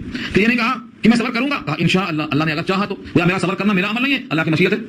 تو اللہ کی مشیت پر ڈالنا، صبر کرنے والوں میں شامل ہونا، یا اپنے آپ کی نفی کرنا ہے. یہی ہے کمال ابدیت کا کہ میرا مجھ میں کچھ نہیں ہے، سب کچھ تیرا. جو میرے اندر خوبی ہے کہ میں صبر کر لوں، یہ آپ کی ہے، آپ کی مشیت ہے. یہ کس نے سکھلایا؟ علامہ اقبال نے اسی پر جملہ کہا ہے. ہاں کہ فیضان نظر تھا یا کہ مکتب کی کرامت تھی. سکھایا کس نے اسماعیل کو آداب فرزندی. ابا نے کہا آؤ میں نے خواب دیکھا ہے، تجھے قتل کر رہا ہوں، پھر ذبح کر رہا ہوں. بیٹا بولتا ہے میں حاضر ہوں. کون ہے دنیا میں بیٹا؟ کس نے سکھلایا سبق؟ کہتے ہیں یہ نظر کا اثر تھا، مکتب کی کرامت نہیں تھی. کسی مدرسے میں گئے نہیں، کہیں پڑھا نہیں، کہیں سیکھا نہیں، لیکن باپ کی نظر تھی، ابراہیم کی نظر تھی، جس نے بیٹے کو ایسا کامل بنا دیا. اگر یہ توجہ، یہ انابت ہو کہ شروع سے اللہ کی طرف بندہ متوجہ ہو کر اپنے فرزند کی تیاری کرے تو تعمیر ایسی ہوتی ہے بلا کسی وجہ کے. تو تعمیر کیسی ہوتی ہے؟ یہ قربت، یہ اخلاص، یہ محبت. یہ فیضان نظر تھا، نظر کا فیضان تھا ابراہیم کے، یا کہ مکتب کی کرامت تھی. سکھایا کس نے؟ اسماعیل کو آداب فرزندی. اب دونوں تیار ہو گئے، باپ اور بیٹا دونوں تیار ہوئے. فلما اسلما وتلہ للجبین، جب دونوں رام ہو گئے، اسلما دونوں اسلام لے آئے. کیا مطلب ہوا؟ دونوں مسلمان تھے پہلے سے. اصل میں اسلما کے معنی آتے ہیں گردن رکھ دینا حکم کے سامنے، حکم بردار ہو جانا. جب دونوں نے حکم مان لیا، ایک نے ذبح ہونے کا، ایک نے ذبح کرنے کا، یہ اسلما تسنیہ کا صیغہ ہے. پھر دونوں کے دونوں جب حکم مان چکے، وتلہ اور پچھاڑا اس کو للجبین، کن پٹی کے بل، ماتھے کے بل. جبہہ کہتے ہیں پیشانی کو، اور جبین کہتے ہیں کن پٹ کو، دائیں اور بائیں. اسی واسطے ماتھے کے بل لٹایا، بلکہ جبین کہا ہے. اور جبین کے معنی آتے ہیں کن پٹی، ماتھے کے بل پایا. فلما اسلم وتلہ للجبین، جب دونوں رام ہو گئے اور دونوں نے تیاری کر لی حکم خداوندی کو پورا کرنے کی، اور پچھاڑا ان کو جبین، ماتھے کے بل. ونادینا، تو ہم نے ان کو آواز دیا، اے ابراہیم. این یعنی یہ کہ اے ابراہیم، اللہ نے آواز دیا، قد صدقت الرؤیا، تم نے تو خواب کو پورا کر دیا. صدقت سچ کر دکھایا، الرؤیا خواب کو، تم نے خواب کو سچ کر دکھایا. یعنی اتنا ہی خواب میں تھا کہ تم ذبح کر رہے ہو، لٹا کر ذبح کر دیے ہو، یہ خواب میں نہیں تھا. جب اتنا ہی خواب تھا تو آگے تم جا ہی نہیں سکتے ہو، خواب تمہارا پورا ہو گیا. انا کذالک نجزی المحسنین، بے شک ہم ایسے ہی بدلہ دیتے ہیں نیکی کرنے والوں کو کہ بیٹا بھی زندہ ہے، جان بھی بچ گئی، اور قربانی میں پاس بھی ہو گئے، اور انعام بھی دونوں کو مل گیا. قربانی کرنے والے کو بھی انعام، قربان ہونے والے کو بھی انعام، دونوں کو شریک کیا اللہ نے، دونوں کو کہنے والا. ان ھذا لہو البلاء المبین، بے شک یہ البتہ بہت بڑی آزمائش ہے، صریح آزمائش ہے. ان ھذا بے شک یہ، لہو البتہ وہ، البلاء مانے آزمائش، جانچنا، المبین صریح کھلی ہوئی آزمائش تھی. اس آزمائش کو اللہ تعالیٰ نے خود فرمایا ہے کہ یہ بہت بڑی آزمائش تھی، اللہ کی طرف سے آزمائش. وفدیناہ بذبح عظیم، اور ہم نے بدلہ دیا ان کو. فدینا فدیہ، اسی سے بنایا فدیہ. فدینا فدیہ دیا ہم نے ہو ان کو بذبح، ذبح کے معنی آتے ہیں وہ چیز جس کو ذبح کیا جائے، یعنی ایک دمبا جنت سے آیا، یہ ہے ذبح کا ترجمہ. عظیم صفت ہے اس کی، بہت بڑا جانور، بہت بڑا. کیوں؟ کیونکہ اللہ نے بھیجا ہے اور قربانی کے بدلے میں بھیجا. فدیہ دیا ہم نے اس کو ایک جانور کا ذبح کرنے کے واسطے، عظیم بڑا جانور. اس پورے پیغام میں کیا خلاصہ نکلا کہ اللہ نے جان نہیں لے لیا، صرف جانچا. جیسے آپ گھر میں دیکھتے ہیں کہ دادا پوترے سے لڈو مانگتے ہیں، لڈو دے دیا تو کھاتے نہیں، واپس کر دیتے، دل دینے کو لڈو مانگتے. یہاں بھی اللہ نے کہا کہ تمہارے دل میں میری محبت ہے یا میرے دیے ہوئے بچے کی محبت ہے. اس کی محبت زیادہ نہیں ہے، تم قربان کرنے کو تیار ہیں تو بس ہے، ہمارا جذبہ کافی ہے ہمارے واسطے. اس جذبے کو اللہ نے امتحان لیا. علامہ حفیظ عربی نے شاہنامہ اسلام میں اس کو اپنے الفاظ میں بڑے بہترین انداز سے پیش کیا ہے. اٹھا مرسل اسی عالم میں رسی و تبر لے کر، بھائی تعمیل چل نکلا خدا کا پاک پیغمبر. پہاڑی پر سے تھی آواز، اسماعیل ادھر آؤ، ادھر آ کر خدا پاک کا فرمان سمجھاؤ. ادھر کی یہ صدا سن کر پھر دوڑا ہوا آیا، رکا ہرگز نے اسماعیل کو. شیطان نے بھڑکایا، شیطان کے بھڑکانے کا ذکر ہم نے چھوڑ دیا ہے، طویل بحث تھی. شیطان نے پوری کوشش کیا ابراہیم کو رکانے کی. ابراہیم شیطان کو بھیجا رہے ہو. حاجرہ کو سمجھایا، اسماعیل کو خود سمجھایا، تمہارے ابا تم کو ذبح کرنے جا رہے ہیں تو چھری ہے ہاتھ میں، رسی ہے ہاتھ میں. حاجرہ کو سمجھایا، اسماعیل کو سمجھایا، ابراہیم کو سمجھایا. جب نہیں مانے اور شیطان مردود کو پہچان گئے تو زبردستی آ کے بیٹھ گیا. اب میں یہاں سے نہیں جاؤں گا. اللہ کا حکم ہوا، اللہ اکبر کہا کے مار، کنکری پھینک کے مارنا. 3 مقام پہ وہی اس کی پہچان ہے، تینوں مقام پر، دمرے اولا اقبا وسطیٰ، تینوں پر کنکری ماری جاتی ہے. اسی شیطان کے مار کو بھگانے کے، بھگایا اس کو مار کے اندر. تو اس طریقے سے شیطان نے جبرن روکنا چاہا. شیطان نے کوشش کی ہے کہ شیطانی خواب ہے، لیکن اللہ تعالیٰ نے ابراہیم کو بھی، اسماعیل کو بھی، حاجرہ کو بھی کتنا پختہ ایمان دیا تھا کہ آگ میں کودنے کو تیار، بیٹے کو ذبح کرنے کو تیار. کیوں؟ ان کو یقین تھا. یقین ایسا ہونا چاہیے. آگ میں کودنا کوئی آسان نہیں ہے. آدمی کو معلوم ہو جائے کہ مجھے آگ میں ڈالا جائے گا تو صاحب پلان چینج کر لیتا، بولتا جان بچی لاکھوں پر. اور یہ جائز بھی ہے. اگر جان بچانے کے لیے کلمہ کفر کہا دے تو کافر نہیں ہوگا. سورہ نحل میں اللہ نے کہا الا من اکرہ وقلبہ مطمئن بالایمان. اگر زبان سے کلمہ کفر کہا دے جان بچانے کے لیے تو جائز ہے. لیکن ابراہیم کا ایمان، اللہ اکبر، اقبال کہتے ہیں کود پڑا آتش نمرود میں عشق. بے خطر کود پڑا. بے خطر کے معنی کوئی خطر نہیں، کوئی خوف نہیں. بے خطر کود پڑا آتش نمرود میں عشق. عقل ہے بھاوے تماشائی لبے پام ابھی. عقل پریشان ہے کیا ہوا؟ عقل روتی ہے عشق خدا دے رہا. تو ابراہیم کا ایمان، ان کا عشق، ان کا اللہ کے ساتھ محبت میں اتنا آگے بڑھ جانا کہ کوئی فرمان آ جائے تیار ہے تعمیل کے واسطے. اللہ فرماتے ہیں کہ ہم نے ان کے واسطے قربانی کا یہ انتظام کر دیا ہے کہ ایک بکرا بھیج دیا ہے اور وہ بکرا کو ذبح کر کے اس رسم کو انہوں نے پورا کر دیا ہے. ہمیشہ کے واسطے رسم انجام دے دیا ہے. اللہ تعالیٰ کی طرف سے قدرت ہے. ہوئے جبریل نازل اور تھاما ہاتھ حضرت کا، کہا بس انتہا مقصود ہے اثار الجلات کا. یہ اثار الجلات کو دیکھا اللہ نے بس فیصلہ کر دیا. اب یہ واقعہ حضرت ابراہیم کا ہے. نبی صلی اللہ علیہ وسلم سے صحابہ نے پوچھا ما هذه الاضاحی یا رسول اللہ، یہ قربانیاں کیا ہیں؟ فرمایا سنت ابیکم ابراہیم، تمہارے باپ ابراہیم کی سنت ہے. صحابہ نے کہا تمہارا نام کیا؟ ہمارے لیے کیا ملے گا؟ فرمایا بکل شعرۃ حسنہ، ہر بال کے بدلے نیکی. اور اگر اون والا ہے تو بکل صفوف من الشعر حسنہ، ایک ایک اون پر نیکی. اتنی نیکیاں ہیں، ایک ایک روئے پر نیکیاں. یہ ہمارے واسطے رکھا اللہ نے کہ جو بندہ قربانی دیتا ہے گویا اسماعیل کی یاد تازہ کرتا ہے، ابراہیم کی یاد تازہ کرتا ہے کہ ہمارا کچھ نہیں، یہ بکرا ذبح کر کے ہم یاد میں تصور میں لاتے ہیں کہ ہم بھی اللہ کی خاطر سب کچھ قربان کرنے کو تیار ہیں. یہ ہے اس کا نتیجہ. اس کا اللہ تعالیٰ نے اس امتحان کو باقی رکھا. لکھا ہے کہ وہ بکرا ذبح کیا گیا، گوشت کھایا گیا. اس کی سینگ خانے کعبہ کے اندر رکھی تھی. خانے کعبہ میں اس کی سینگ رکھی تھی. جس سال عبداللہ بن زبیر کو مکے میں قتل کیا گیا حجاج کے زمانے میں، غالباً سن 61 ہجری میں، تب تک وہ سینگ بیت اللہ میں رکھا ہوا تھا.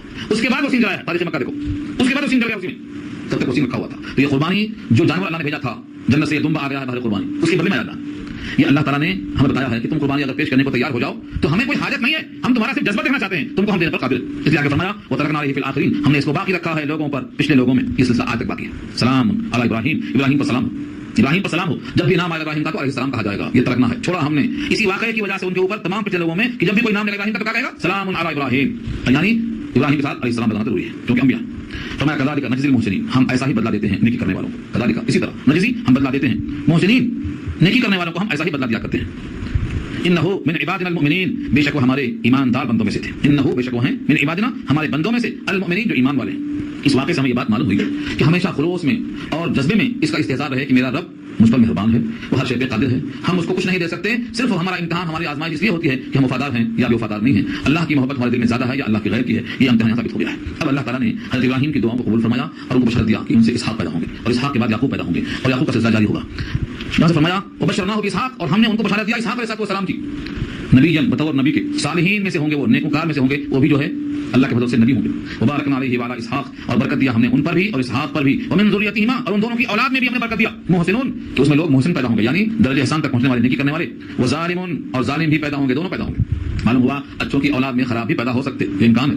اور ظالم کی صفت کیا ہے؟ مبینون، کھلے ہوئے گمراہ. اس کے لیے لنفسہ، ظالم ہوں گے کھلے ہوئے اپنی ذات کے واسطے، یعنی بدکار بھی ہیں اپنے حق میں صریح. تو یہ دونوں قسم کے لوگ پیدا ہو گئے. اب وہ سلسلہ چلتا رہا ہے. اب اللہ تعالیٰ نے اس کے بعد ایک مثال اور پیش کی ہے موسیٰ و ہارون کی، انشاءاللہ وہ آئندہ آئے گی. دعا کر لیجیے.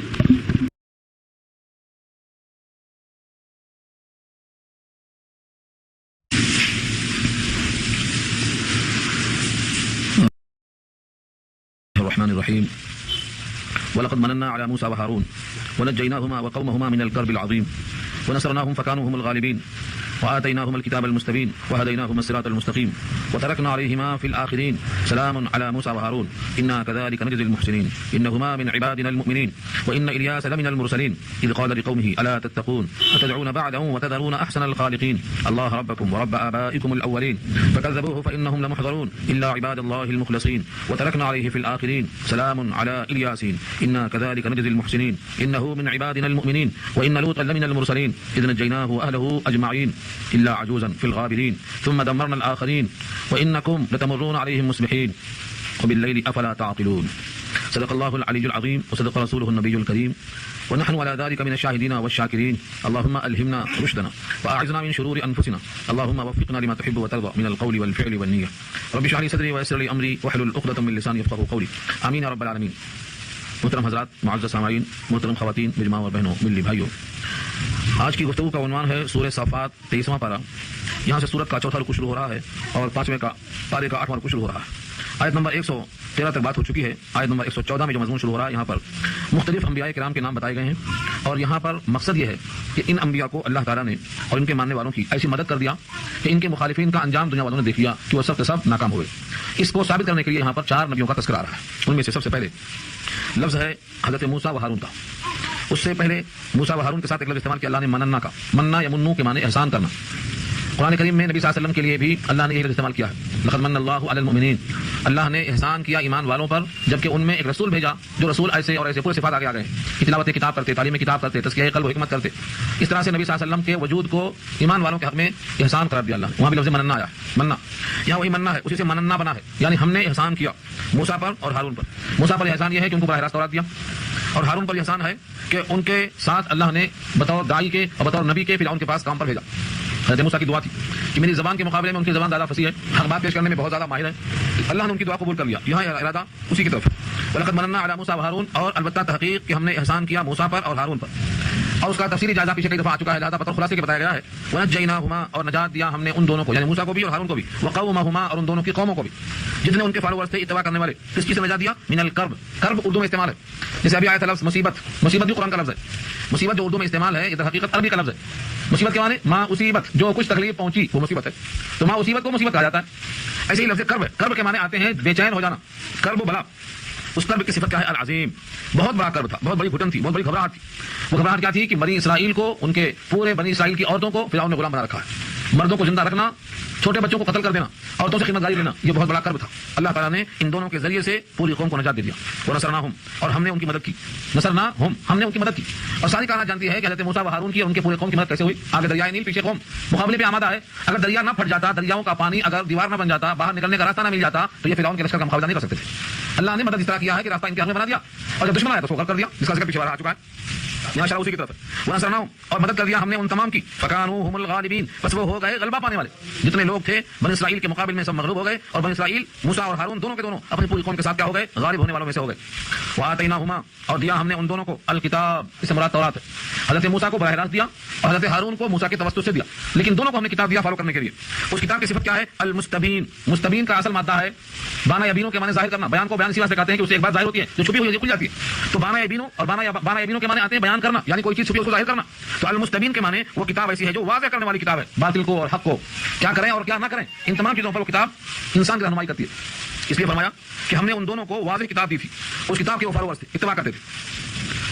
وآتیناہم الکتاب، اور دیا ہم نے ان دونوں کو الکتاب، یعنی مخصوص کتاب مراد تورات ہے. المستبین جو بالکل واضح کتاب تھی. وہدیناہما، اور ہم نے ان دونوں کو رہنمائی کیا. کس چیز کی رہنمائی کیا؟ الصراط المستقیم. دو لفظ ہے، یہ سورہ فاتحہ میں آپ تفصیل سے سن چکے ہیں. الصراط کے معنی راستہ اور مستقیم کے معنی سیدھا. ان دونوں کو ہم نے سیدھا راستہ سجایا. اتنے کامیاب ہوئے کہ ان کی کامیابی کو ہم نے بعد والوں میں باقی رکھا. وترکنا علیہما فی الآخرین، اور باقی رکھا ان پر پچھلے لوگوں میں یعنی بعد میں حضرت موسیٰ و ہارون کے بعد قیامت تک جتنے بھی لوگ دنیا میں پیدا ہوں گے ان تمام کے درمیان ہم نے ان دونوں کا وہی مقام باقی رکھا. وہ کیا مقام تھا کہ ساری قوم کہے گی علیہ السلام، علیہ الصلوۃ والسلام. تو صلاۃ اور سلام پوری دنیا کہے گی. آگے جملہ اسی وقت کہا سلام علی موسیٰ و ہارون، سلام ہو موسیٰ پر اور سلام ہو ہارون پر. یہ سلام کا لفظ موسیٰ کے لیے اور ہارون کے لیے یہ ان کے غلبے کی وجہ سے ہم نے باقی رکھا ہے. قیامت تک کے واسطے جتنے لوگ آئیں گے، جب موسیٰ کا نام آئے گا تو علیہ الصلوۃ والسلام کہیں گے، ہارون کا نام آئے گا تو علیہ الصلوۃ والسلام کہیں گے. ان پر سلام بھی ہو، ان پر رحمت بھی ہو. اس طریقے سے اللہ تعالیٰ فرماتے ہیں کہ صرف دونوں کے لیے خاص نہیں ہے، بلکہ ہمارے جو محسن بندے ہیں ہم ان کو ایسا ہی بدلہ دیا کرتے ہیں، اور آئندہ بھی ہمارا دستور یہی رہے گا. انا کذالک نجزی المحسنین، بے شک اسی طرح ہم دیا کرتے ہیں بدلہ احسان کرنے والوں کو. انا، بے شک ہم، کذالک، اسی طرح جس طرح سے ہم نے موسیٰ و ہارون کو بدلہ دیا اسی طرح نجزی، آئندہ بھی ہم دیں گے اور دیتے رہیں گے. نجزی فعل مضارع ہے، اس کے معنی حال میں بھی ہم دیتے ہیں اور مستقبل میں بھی ہم دیتے رہیں گے. یہ وعدہ ہے اللہ کا. مگر کس کو؟ المحسنین، جمع ہے محسن کی، جس کا ترجمہ گزشتہ آ چکا ہے احسان تک پہنچنے والے. احسان دونوں قسم کا، بندوں کے ساتھ حسن سلوک کرتا ہے وہ بھی محسن، اور اللہ کے ساتھ بندگی میں اگر درجہ احسان تک پہنچتا ہے یعنی بندگی ایسی کرتا ہے کہ گویا وہ اللہ کو دیکھ رہا ہے. اتنا مقام نہیں اونچا ہے تو اتنا یقین ہونا چاہیے کہ اللہ ہمیں ضرور دیکھ رہا ہے. ان میں سے دونوں میں سے کوئی مقام حاصل ہو گیا تو بندہ محسن ہے. اس کو اللہ فرماتے ہیں کہ ہم ہر محسن کو ایسا ہی بدلہ دیا کرتے ہیں. انہما من عبادنا المؤمنین، بے شک وہ دونوں یعنی موسیٰ و ہارون دونوں من عبادنا، ہمارے بندوں میں سے، المؤمنین یہ صفت ہے ہمارے ان بندوں میں سے ہیں جو مومنین میں سے، یعنی یقین کرنے والے، مان کر چلنے والے، اللہ کی وفاداری میں اپنے اوقات گزارنے والے ہمارے مومن بندوں میں دونوں ہیں. بات مکمل ہو گئی. اب اس کے بعد دوسرا نام آتا ہے وَإِنَّ إِلْيَاسَ لَمِنَ الْمُرْسَلِينَ. الیاس، قرآن کریم میں حضرت الیاس کا ذکر تفصیل سے کسی مقام پر نہیں آیا، نہ حدیث میں نہ قرآن میں. البتہ نام ان کا دو مقام پر آیا ہے. ایک تو یہ جگہ ہے جہاں آپ موجود ہیں اس وقت، سورہ صافات 23، اور دوسرے سورہ انعام میں آیا ہے. وہاں تو صرف نام ہی آیا ہے، انبیاء کی فہرست میں نام لیا گیا ہے، اور یہاں نام کے ساتھ تھوڑا سا ان کا دعوتی پروگرام ہی بتایا گیا ہے. بس جو کچھ ہے تفسیر یہی موجود ہے، اس کے سوا اور حدیث میں کوئی تفسیر نہیں ملتی ہے. لیکن محدثین نے بنی اسرائیل کی روایات سے بہت سی روایتوں کو جمع کر دیا ہے، لیکن ان میں سے اکثر ضعیف ہیں، موضوع ہیں، گڑھی ہوئی ہیں. اسی واسطے ابن کثیر نے اور قرطبی نے اور مظہری نے ان تمام کو نقل کرنے کے بعد لکھا ہے ان میں کوئی قابل اعتبار نہیں ہے. بہتر یہ ہے کہ خاموش رہنا، نہ تصدیق کرنا نہ تکذیب کرنا، نہ ان کے بارے میں اعتماد کرنا نہ لوگوں سے کہنا کہ جھوٹ ہے، بلکہ خاموش رہنا زیادہ اچھا. یہ بات دوسرا ہے ابن کثیر کا. تو یہاں جو بات مضمون میں آئی ہے اتنا بیان کے واسطے کافی ہے، بقیہ حصہ انشاءاللہ اسی سمجھ میں آ جائے گا کہ ان کا موقف کیا تھا اور ان کو اللہ نے کس طریقے سے کامیاب کیا۔ وَإِنَّ الیاس، اور بے شک الیاس، لمن المرسلین، البتہ ضرور رسولوں میں سے، لمن المرسلین میں جو لام زبر لا ہے البتہ ضرور کے معنی میں ہے، اور مرسلین میں سے، من المرسلین رسولوں میں سے، تو اس سے بات معلوم ہو گئی کہ ان کو بھی اللہ نے رسول بنا کر بھیجا۔ اور اس سے پہلے آپ سن چکے ہیں کہ رسولوں کی خاص اصطلاح ہے، جن کو کتاب شریعت نہیں مل جائے ان کو رسول کہتے ہیں، اور جن کو کسی کتاب کے لیے فالو کرنے کا حکم دیا گیا ہے ان کو نبی کہتے ہیں۔ یہ حضرت الیاس کو رسولوں میں سے کہا ہے تو ان کو شریعت دی گئی، یہ ایک اصطلاح کے مطابق بات ہو رہی ہے۔ اتنی بات تو واضح ہے کہ وہ رسولوں میں سے ہیں، اور جب رسولوں میں سے ہیں تو مدد کرنا اللہ کی طرف سے یقینی بات ہے۔ اس لیے آگے فرمایا اذ قال لقومه، جب کہا انہوں نے اپنی قوم سے، اس کا مطلب یہ ہوا کہ وہ کسی قوم کی طرف بھیجے گئے تھے۔ قوم ان کی کہاں تھی، کس مقام پر تھی، اس کی تفصیل جتنی بھی آئی ہیں وہ سب غیر معتبر روایتیں ہیں، لہذا ان تمام میں بحث کرنا درست نہیں ہے۔ فرمایا اذ قال لقومه، جب کہا انہوں نے اپنی قوم سے، لا تتقون، کیا تم ڈرتے نہیں ہو؟ کے معنی کیا، اور لا تتقون، تم کو ڈر نہیں ہے، کس بات کا ڈر نہیں ہے کہ تم حقیقی خالق کو چھوڑ کر جو مخلوق ہے اس کی پوجا کر رہے ہو۔ جملہ دیکھیے آگے، اتدعون بعلا وتذرون احسن الخالقین، کیا تم چھوڑ دیتے ہو کس کو، رب العالمین کو، اور پکارتے ہو کس کو، بال کو۔ بال کیا ہے، ایک بت کا نام ہے بال۔ قرآن کریم میں کچھ بتوں کے نام آئے ہیں، جس طرح تفصیل سورہ نوح میں آئے، دیکھیے وہاں 5 بتوں کے نام آئے ہیں، یغوث ویعوق والنصر، اور بھی کچھ الفاظ ہیں۔ تو نصر بتوں کا نام ہے، یعوق بت کا نام ہے، ایسے یہاں بھی لفظ بال ایک بت کا نام ہے۔ اب یہ بال کے معنی لفظی کیا ہے، شوہر، جس کی شکل بنائی گئی تھی شوہر کی طرح اس کو بال کر دیا، اس کی تاریخ رہتی ہے۔ اب نصر کو بت کیوں مانا، نصر کی تاریخ ہے، یعوق کو کیوں مانا، اس کی تاریخ ہے۔ اس طریقے سے جتنے بھی بت بنائے گئے تھے قرآن کریم صاحب کا دیا ہے تسمیۃ الانثى، یہ مؤنث لوگوں کے نام تھے، مر گئے ان کی عظمت باقی رہ گئی، دھیرے دھیرے ان کی پوجا شروع ہو گئی۔ تو بال ایک بت تھا، اس بت کی پرستش وہ لوگ کرتے تھے۔ حضرت الیاس نے اپنی قوم کو ٹوکا کیونکہ ان کی قوم بال کو پوجا کرتی تھی۔ ایک شہر کا نام ہے بال بک، اور غالباً یہ بال بک جو آیا ہے اسی بال کی بنا پر مشہور ہو گیا، بال بک۔ قرآن کریم میں مکہ کا نام بکہ بھی آیا، تو جس طریقے سے لفظ بکہ اور مکہ دونوں خاص شہر کا نام ہے، ایسے ہی بال جیسے بت کا نام ہے تو اس سے منسوب کرتے ہوئے بال بک ایک شہر کا نام ہے، امکان ہے کہ وہی مقام ہوئے۔ اس پر کچھ روایتیں اور بھی ہیں۔ اللہ تعالیٰ نے الیاس کو جو کچھ پیغام دیا تھا وہ یہ تھا جو اگلی آیت میں آ رہا ہے۔ انہوں نے قوم سے پوچھا کہ تم شوہر کے نام پر جو بت بنا کے رکھا گیا ہے جس کا نام بال ہے، اس کو تم پکارتے ہو، پوجا کرتے ہو اور چھوڑ دیتے ہو، تذرون چھوڑ دیتے ہو احسن الخالقین، جو تمام پیدا کرنے والوں میں بہتر پیدا کرنے والا ہے۔ احسن الخالقین کا بہتر بنانے والا، اس کا مطلب یہ نہیں کہ خالق اور لوگ بھی ہیں، یہ مطلب نہیں ہے۔ جن کو لوگ مجازن تخلیق کا دیتے ہیں ان تمام کو اگر آپ سامنے رکھیں تو دنیا کی ہر تخلیق اسی کی تخلیق، حقیقت میں خالق وہی ہے، بقیہ سب مخلوق۔ اس پر لکھا ہے مفتی حضرات نے، مفتی شفیع صاحب نے لکھا ہے کہ جو لوگ بڑے کم طرح سے کہا دیتے ہیں یہ اشعار میری تخلیق ہیں، یہ جملہ غلط ہے۔ کوئی بندہ اشعار کو کہے تو اس کو کہنا چاہیے یہ میرے مضمون ہیں، یہ میرے اشعار ہیں، اور یہ میرا کلام ہے، اور یہ میری محنت ہے، یہ میری عرق ریزی ہے۔ اس قسم کے الفاظ جائز ہیں، لیکن یہ کہنا کہ میری تخلیق ہے اپنے آپ کو خالق کہنے کے برابر ہے، اور یہ بالکل ناجائز ہے۔ لیکن اکثر و بیشتر لوگ کہتے ہیں یہ میری تخلیق ہے، ایک مصور بناتا ہے تصویر تک آتا ہے یہ میری تخلیق ہے، یہ خالق ہونے کے برابر دعویٰ کرنا ہے، یہ گناہ عظیم ہے۔ تو یہاں سے بات معلوم ہو گئی کہ خالق تو صرف ایک ہی ذات ہے، کیونکہ خالق کے معنی ہے عدم سے وجود میں لانا، موجودہ چیز کو جوڑ دینا تو ترکیب ہے، تخلیق نہیں ہے۔ جو شے معدوم ہے ان کو جوڑ دینا، پہلے وجود دینا پھر جوڑنا، یہ تخلیق ہے، اور جو شے موجود ہے ان کو صرف جوڑ دینا، یہ ترکیب ہے۔ تو تم لوگ پکارتے ہو بال کو اور چھوڑ دیتے ہو سب سے بہترین خالق کو جو سب کو پیدا کرنے والا ہے۔ کس کو پیدا کیا، فرمایا اللہ ربکم، تمہارا رب اللہ ہے، یعنی احسن الخالقین جس کو تم چھوڑتے ہو وہ کون ہے، اس کا بدل کیا ہے، تو فرمایا اللہ۔ اب اللہ کا تعارف مزید کرنے کو فرمایا ربکم تمہارا رب ہے، ورب آبائکم الاولین، اور تمہارے اگلے باپ دادوں کا بھی وہ رب ہے۔ صرف تم کو نہیں پیدا کیا بلکہ تمہارے جتنے آدم سے شروع ہوتے ہیں نسل میں، بابا دادا پردادا آبا و اجداد، سب کو اس نے پیدا کیا ہے، صرف پیدا نہیں کیا ہے، آدم سے وجود بخشا ہے اور آہستہ آہستہ پال کا درجہ کمال تک پہنچایا ہے۔ تو تمہارا سب کا جو وہی ایک رب ہے تو تم اس رب کو چھوڑ کر غیر رب کی پرستش کیوں کرتے ہو؟ فکر ربو، لوگوں نے کیا کیا، ان کو جھٹلا دیا، ان کی بات کو نہیں مانا۔ فإنهم لمحضرون، تو بے شک وہ لوگ البتہ پکڑ کر لائے جائیں گے۔ محضرون کے معنی حاضر کیے جائیں، المحضرون حضرہ سے بنا ہے، اور حضرہ حاضری لینا اردو میں استعمال ہے، حاضری لینا پکڑ کے لانا۔ محضر کے معنی آتے ہیں جس کو پکڑ کے حاضر کیا جائے، قریب المحتضر کہتے ہیں جس کی موت کا وقت قریب ہو، قریب المرگ بھی اسے کہتے ہیں۔ تو المحضرون کے معنی یہ لوگ جھٹلانے کی پاداش میں پکڑ کر لائے گئے، اللہ تعالیٰ نے ان تمام کو اکٹھا کر دیا، یعنی ان کو سزا مل گئی۔ الا عباد اللہ، مگر اللہ کے بندے، المخلصین، لام پر زبر کے ساتھ آیا، یہ مخلص کی جمع ہے، مخلصین مخلص کی جمع ہے، جس میں اخلاص ہو اور انہوں نے صرف اللہ کو قبول کیا ہو، تمام صفات کو، کسی کو شریک نہ کیا ہو۔ جب ایسے بندوں کو اللہ چن لیتے ہیں تو ان کو مخلص نہیں کہتے، ان کو مخلص کہتے ہیں۔ پہلے بندہ مخلص ہوتا ہے، پھر جب اللہ اس کو چن لیتے ہیں تو وہ مخلص بن جاتا ہے۔ یہاں فرمایا مگر میرے جو مخلص بندے ہیں، چنندہ بندے ہیں، سلیکٹڈ بندے ہیں، وہ ان تمام پریشانیوں سے بچے ہوئے ہیں، دنیا میں بھی اور آخرت میں بھی۔ وترکنا علیہ فی الآخرین، اور چھوڑ دیا ہم نے ان پر تمام پچھلے لوگوں میں، باقی رکھا ہم نے ان پر، یعنی ان کا یہ مرتبہ، ان کا یہ مقام، ان کا یہ مقدس تمام رتبہ ہم نے باقی رکھا، اس لیے سلام ہو الیاسین پر، سلام علی الیاسین، سلام ہو کس پر ہو، الیاسین، اصل میں ہے الیاس، الیاس کو بنایا الیاسین۔ اہل عرب کا ایک طریقہ تھا کہ وہ جب کبھی کسی چیز کا نام لیا کرتے تھے عظمت کے ساتھ تو اس میں یا نون بڑھا دیا کرتے تھے۔ جتنے بھی عرب ہیں عجمی لفظ کو جب استعمال کرتے ہیں، جیسے سینین ہے، سینا کو سینین کر دیا، ایسے ہی الیاس کو الیاسین کر دیا۔ تو ایسی بہت سی مثالیں ملتی ہیں کہ اہل عرب جب کسی عجمی کا نام لیتے ہیں، کیونکہ عربی لفظ نہیں ہے یہ عجمی لفظ ہے، تو اس کے استعمال میں وہ لوگ ایسا کرتے ہیں، اور انہیں کی رعایت میں لغت بنی قریش پر قرآن کریم کو جمع کیا گیا ہے۔ اس واسطے فرمایا سلام ہو الیاسین پر، یعنی الیاس پر، انا کذالک، بے شک ایسا ہی ہم نجزی بدلا دیا کرتے ہیں المحسنین، احسان کرنے والوں کو۔ یہ وہی جملہ ہے جو اوپر آ چکا ہے، جو موسیٰ و ہارون کے بارے میں آ چکا تھا، وہی جملہ یہاں آیا ہے کہ جس طرح وہاں پر ہم نے یہ وعدہ کیا تھا کہ ہم بدلا دیتے ہیں احسان کرنے والوں کو، ایسا بدلہ ہم یہاں بھی دے چکے ہیں اور یہ وعدہ ہمارا باقی ہے. پھر فرمایا انه من عبادنا المؤمنین، بے شک وہ ہمارے ایمان والے بندوں میں سے ہیں. جس طریقے سے ایمان والے بندوں کی مدد کرتے ہیں یہاں بھی وہی ریزن ہے، وہی علت ہے. ایمان کی وجہ سے بندے میں اختصاص پیدا ہوتا ہے، امتیاز پیدا ہوتا کہ وہ بندہ مخلص بن جاتا ہے اور محسن بن جاتا ہے تو ہم اس کی مدد کرتے ہیں. دنیا میں بہت سے بندے ہیں لیکن جب تک ان میں ایمان نہ آئے تب تک وہ خاص بندے نہیں ہوئے، نہ محسن ہوئے نہ مخلص ہوئے، لہذا ان کی نجات کا کوئی ضمانت نہیں ہے. تیسرا لفظ آتا ہے لوط علیہ السلام کا. فرمایا وَإِنَّ لُوطًا لَمِنَ الْمُرْسَلِينَ، اور بے شک لوط البتہ رسولوں میں سے ہیں. ان کا علاقہ صدوم کا ہے، تفصیلی بحث پیچھے کئی مقام پر آ چکی ہے. تو یہ بھی رسولوں میں سے ہیں اور اللہ تعالیٰ نے ان کی قوم کو بھی معذب بنایا، عذاب دیا. جس کا نام جرسی ہے، بحر میت. آج وہاں پر پکنک اسپاٹ بنا دیا، بڑے بڑے فکروں کو بنا دیا. وہاں پر نمک نکالتے ہیں وہاں سے، پتہ نہیں اسی کا نمک کھلاتے ہیں لوگوں کو، واللہ عالم. لیکن اس کے اطراف ابھی جلدی مشاہدہ ہوا ہے، اس کے اطراف بڑی بڑی فکریاں ہیں نمک کی. حالانکہ وہ بستی اتنا اللہ کا عذاب ہے، عبرت حاصل کرنے کا مقام ہے، لیکن وہاں لوگ تفریح کرنے جاتے ہیں. اسرائیل نے خاص طور سے اس کو بنایا ہے پکنک اسپاٹ، تفریح کا بنایا. اور وہاں آج بھی اس پانی میں کوئی شے زندہ نہیں ہے، وہاں کے لوگ جانتے ہیں. ابھی حال ہی میں یہاں سے لوگ گئے ہیں، دیکھ کے آئے ہیں، وہاں اس پانی کے اندر آج بھی کوئی میڈک، کوئی مچھلی، کوئی زندہ جانور ٹھہر نہیں سکتا.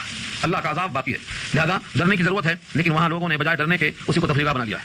فرمایا انا اذ نجیناہ، جب ہم نے ان کو نجات دیا. پورا قصہ پیچھے آ چکا ہے، سورہ ہود میں تفصیل سے آ چکا ہے، سورہ انبیاء میں آ چکا ہے اور کئی مقام پہ آ چکا ہے. اذ نجیناہ، جب ہم نے ان کو نجات دیا، واہلہ، اور ان کے اہل کو، اجمعین، سارے کے سارے، الا، مگر، عجوزا، ایک بڑھیا، فی الغابرین، رہ گئی رہ جانے والوں میں سے. غابر کہتے ہیں اس تارے کو، جب سارے تارے ڈوب جاتے ہیں تو ایک دو تارے ٹمٹماتے رہتے ہیں، باقی رہ جاتے ہیں صبح صبح، ان کو کہتے ہیں غابر. پوری قوم لوط علیہ السلام کے ساتھ چلی گئی تھی لیکن ان کی بیوی پلٹ پلٹ کے دیکھ رہی تھی منع کرنے کے باوجود، کیونکہ وہ اندر سے مومنہ نہیں تھی، خائنہ تھی. خیانت سے مراد کیا ہے؟ بستر میں خیانت مراد نہیں ہے، بلکہ وہ لوط علیہ السلام کے ساتھ ایمان میں مشترک نہ ہونے سے اپنے قوم کے ساتھ رہا کرتی تھی، انہیں کی بھی خواہ تھی. تو اللہ تعالیٰ نے جب عذاب بھیجا تو وہ بھی نہیں بچ سکی. یہاں اشارہ کیا پورا خاندان ہم نے بچا لیا مگر ایک بڑھیا رہ گئی رہ جانے والوں میں سے. ثم، پھر دمرنا الآخرین، آخرین، پھر ہم نے تباہ کر دیا، اکھاڑ پھینکا تمام کے تمام دوسرے لوگوں کو. یعنی اس بڑھیا کے بعد، ان کے خاندان کے بعد جتنے لوگ تھے ہم نے تمام کو ہلاک کر دیا. اللہ فرماتے ہیں کہ تم تو مشاہدہ کرتے ہو، جب تم ملک شام جاتے ہو تو راستے میں پڑتی ہے یا بستی، جب لوٹتے ہو تو بستی آتی ہے، جب جاتے ہو تو صبح کے وقت میں آتی ہے، جب آتے ہو تو شام کے وقت میں آتی ہے. اشارہ کر دیا وَإِنَّكُمْ، اور بے شک تم، لَتَمُرُّونَ، البتہ ضرور گزرتے ہو، مر یمر مانے گزرنا، لَتَمُرُّونَ، تم گزرتے ہو، علیہم، ان بستی والوں پر جہاں عذاب آیا تھا، مصبحین، صبح صبح. مصبحین کے معنی صبح کے اوقات میں گزرتے ہو، وباللیل، اور رات میں.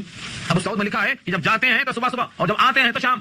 اس واسطے پہلے صبح کا ذکر کیا پھر بعد میں شام کا ذکر کیا، اور شام نہیں کہا بلکہ باللیل کا، رات کا، وضاحت کرنے کے واسطے. تو تم بے شک گزرتے ہو اس بستی کے اوپر سے صبح صبح اور رات کے اوقات میں. افلا تعقلون، کیا تم تعقل نہیں کرتے کہ ان بستی والوں کو ہلاک کیوں کیا گیا؟ اس بستی کی ہلاکت تمہیں دعوت نہیں دیتی سوچنے پر. تم صبح اور شام جب دیکھتے ہو تمہاری فطرت ایسی الگ ہے کہ تم ان معذب قوموں پر گزر جاتے ہو اور تم کو اپنی غلطی کا احساس نہیں ہوتا ہے، تو پھر تمہیں انجام کے واسطے کیا ہونا چاہیے.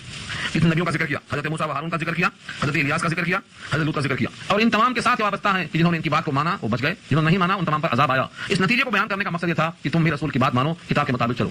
اب اس کے بعد ایک تفصیلی واقعہ آیا یونس علیہ السلام کا کہ ان کی بات بھی قوم نے مان لیا، وہ بچ گئے، جو نہیں مانے ان تمام کے واسطے عذاب ہو گیا. یہ تفصیلی بات انشاءاللہ آخر رکوع میں آئے گی. دعا کر لیں.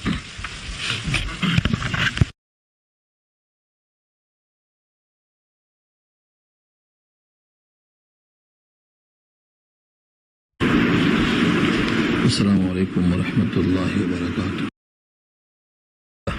والصلاة والسلام على من لا نبي بعده، أما بعد، فأعوذ بالله من الشيطان الرجيم. بسم الله الرحمن الرحيم. وإن يونس لمن المرسلين إذ أبق إلى الفلك المشحون فساهم فكان من المدحضين فالتقمه الحوت وهو مليم فلولا أنه كان من المسبحين للبث في بطنه إلى يوم يبعثون فنبذناه بالعراء وهو سقيم وأنبتنا عليه شجرة من يقطين وأرسلناه إلى 100,000 أو يزيدون فآمنوا فمتعناهم إلى حين، إلى آخر الآية. صدق الله العلي العظيم وصدق رسوله النبي الكريم ونحن على ذلك من الشاهدين والشاكرين. اللهم ألهمنا رشدنا وأعذنا من شرور أنفسنا، اللهم وفقنا لما تحب وترضى من القول والفعل والنية. رب اشرح لي صدري ويسر لي أمري واحلل عقدة من لساني يفقهوا قولي، آمين يا رب العالمين. محترم حضرات، معزز سامعین، میری بھائی اور بزرگوں اور دوستوں، میری ماں اور بہن، سورہ صافات 23واں پارہ، یہ سورت کا آخری رکوع یہاں سے شروع ہو رہا ہے. آیت نمبر 138 تک بات ہو گئی تھی، 139 سے لے کر سورت ختم تک گفتگو ہوگی.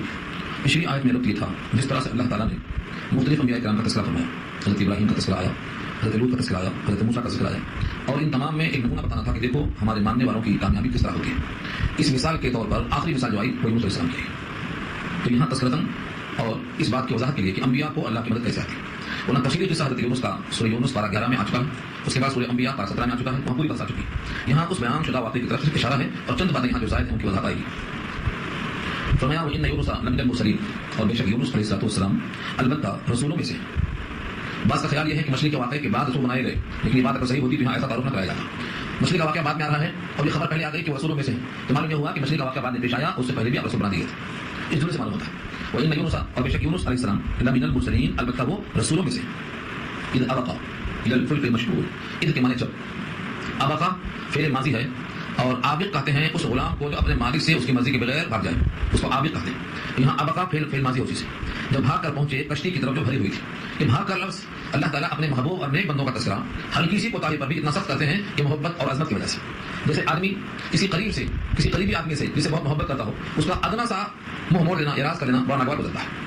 اسی ناگواری کو ظاہر کرنے کے لیے کیونکہ یونس علیہ السلام نے اپنے مقام کو چھوڑ کر وہاں سے جانے کا فیصلہ اجتہاد سے کر لیا تھا، اللہ کے حکم کے آنے کا انتظار نہیں کیا، بس اس وجہ سے اللہ نے ابقا استعمال کیا کہ ابقا جب وہ چلے گئے۔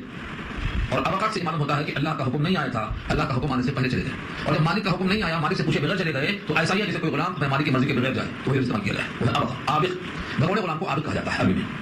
یا فلک کشتی کی طرف بھاگے، مراد یہ ہے کہ جب نکلے اپنی بستی سے تو جہاں پر پہنچے وہاں دریا تھا، اور دریا پر عبور کرنے کے لیے کشتی تیار تھی، کشتی بھری ہوئی تھی۔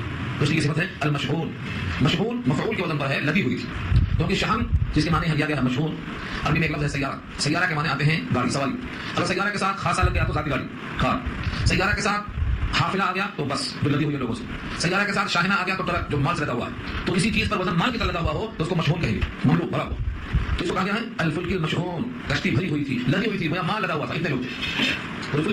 جب کسی چیز میں گنجائش سے زیادہ وہ چیز بڑھ جائے تو خطرات بڑھ جاتے ہیں، یہاں وہی ہوا، جب کشتی پہلے سے بھری ہوئی ہے اور ان کو سوار کر لیا گیا تو کشتی ڈوبنے لگی، اور یہ سب اللہ کی مرضی ہے، اللہ کا فیصلہ ہے۔ کشتی کا وزن ایک آدمی سے کتنا بڑھ جائے گا، لیکن اللہ نے کشتی کے ڈوبنے کا فیصلہ کیا، اللہ نے کہا اس کے اندر کوئی نہ کوئی آدمی ایسا آ گیا ہے جس کی خاطر کشتی ڈوب رہی ہے، ایک آدمی کی قربانی دینا ہے، کوئی آدمی یہاں سے نکلے تاکہ سب لوگ بچیں، سب کو بچانے کے لیے ایک کی قربانی دینا ضروری ہے۔ کس کی ہمت تھی، کہا چلو قرآن ڈال دیں، جس کا نام نکل جائے وہ کودیں گے، فساہم، بس قرآن ڈالا، ساہما سے ہم سے بنا ہے، سہام نے حصہ، کس کا حصہ ہے ڈوبنے میں، قرآن ڈالا گیا۔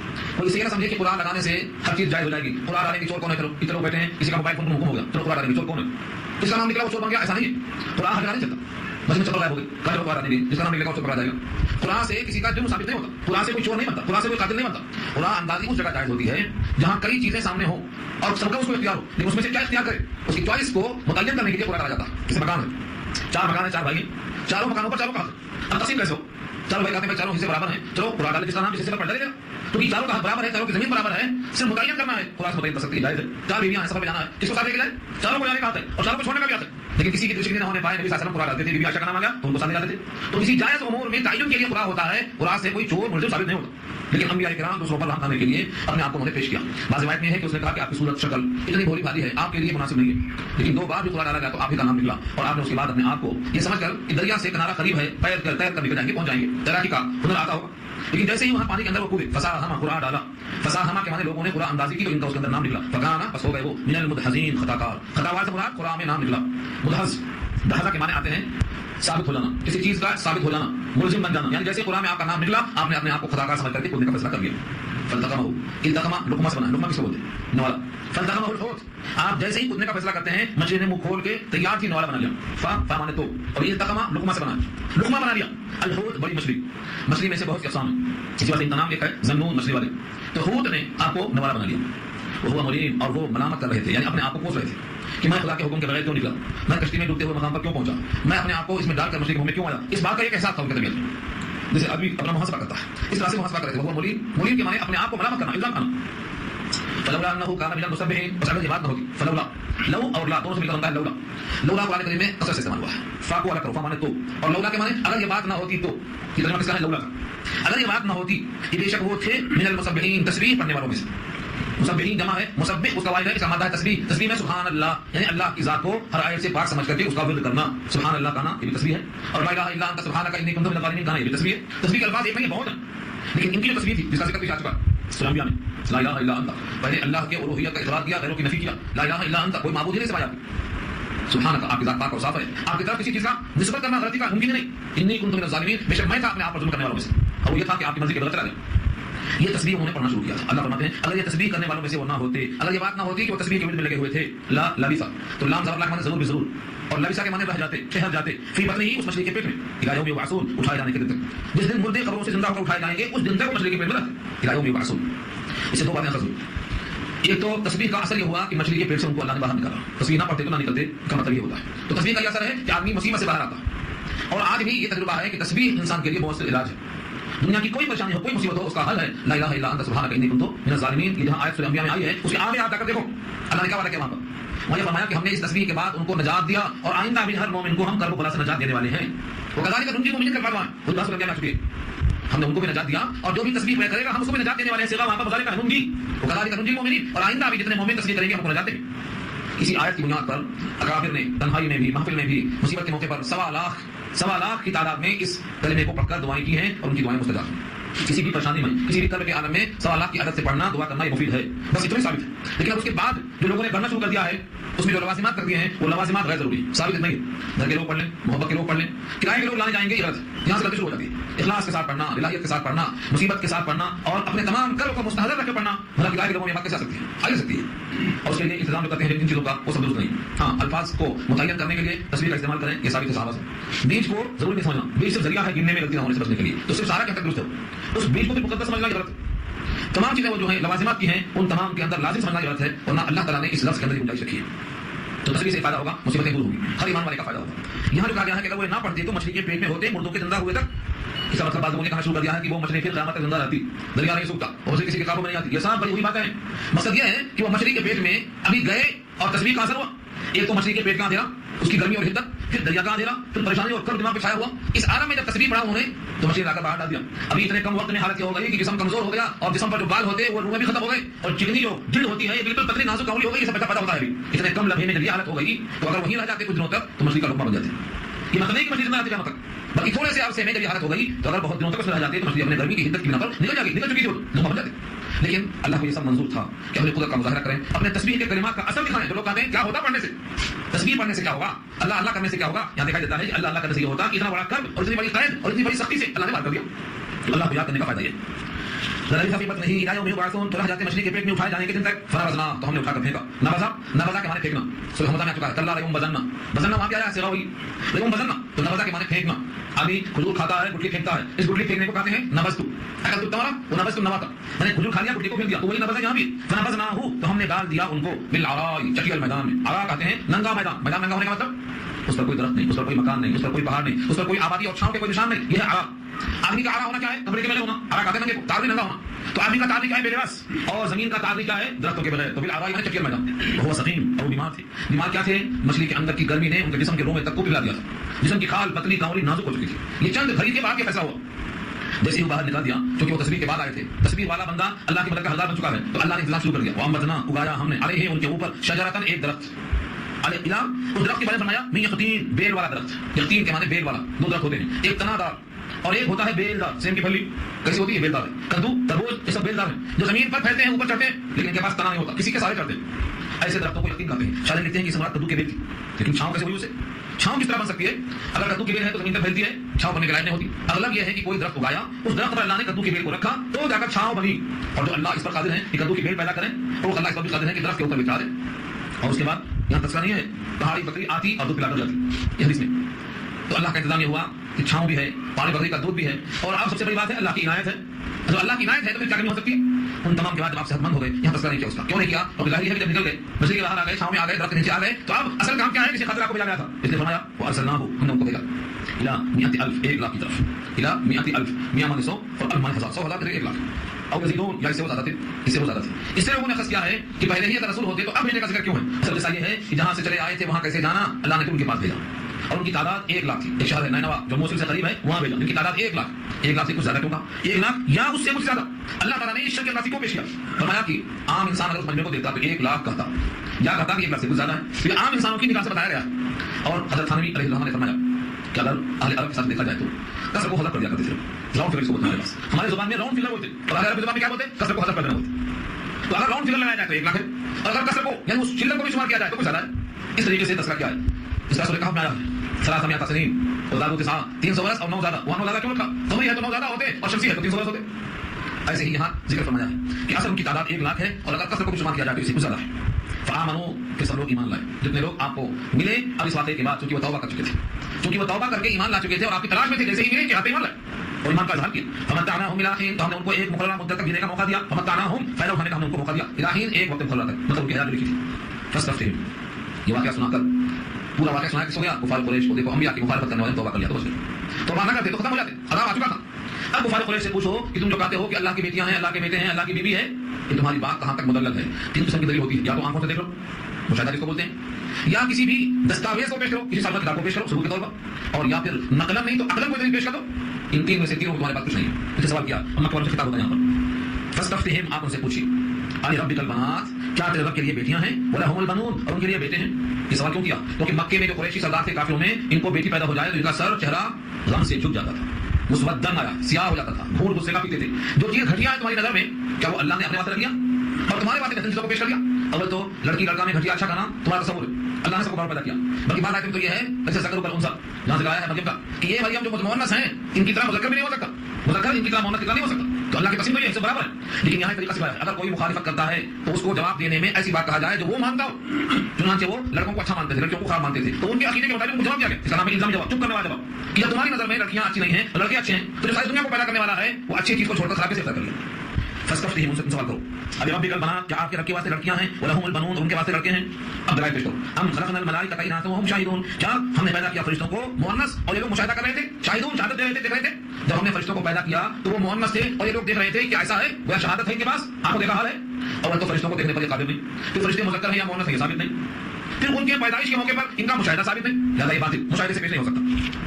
अला इन्नहुम मिन इफ्किहिम लयक़ूलून, अगारो बेशक वो अपने झूठ में है, अला इन्नहुम बेशक बोलो, मिन इफ्किहिम, अपने झूठ में है। इफ्क माने झूठ कहते हैं, अपना झूठ बयान कर रहे हैं। लयक़ूलून, अलबत्ता वो कहते हैं, वलदल्लाह, अल्लाह को औलाद हुई, वलदल्लाह, लड़का हुआ, लड़की हुई, औलाद हुई, अल्लाह के औलाद हुई कहते हैं। व इन्नहुम लकादिबून, और बेशक वो झूठे। देखो वलदल्लाह पे नो स्टॉप लिखा है, लाम ज़बर ला, यहाँ क्या नहीं, वलदल्लाह के बाद फौरन कहना व इन्नहुम लकादिबून, और बेशक वो अपने इस कौल में झूठे। अस्तफ़ल बनाती अनल बनीन, क्या अल्लाह ने चुन लिया है बेटियों को बेटों पर, मा लकुम, तुम्हें हो क्या गया है, कई पता कौन, कैसा फैसला कर रहे हो। ये इंसाफ की बात है कि जो खुद पैदा करे वो खराब रख ले और तुम्हारी खातिर अच्छा को पेश कर दे, तो तुम्हारी अकल क्या होगा। अफला तज़क्करून, क्या तुम ध्यान नहीं देते? तज़क्कुर के माने ध्यान देना और फिक्र करना, सोचना। ये एक हो गया, मुशाहिदा नहीं।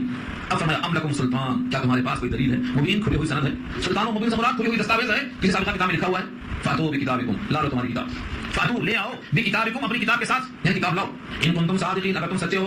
कोई किताब नहीं, कोई किताब नहीं है, कोई शहादत नहीं है।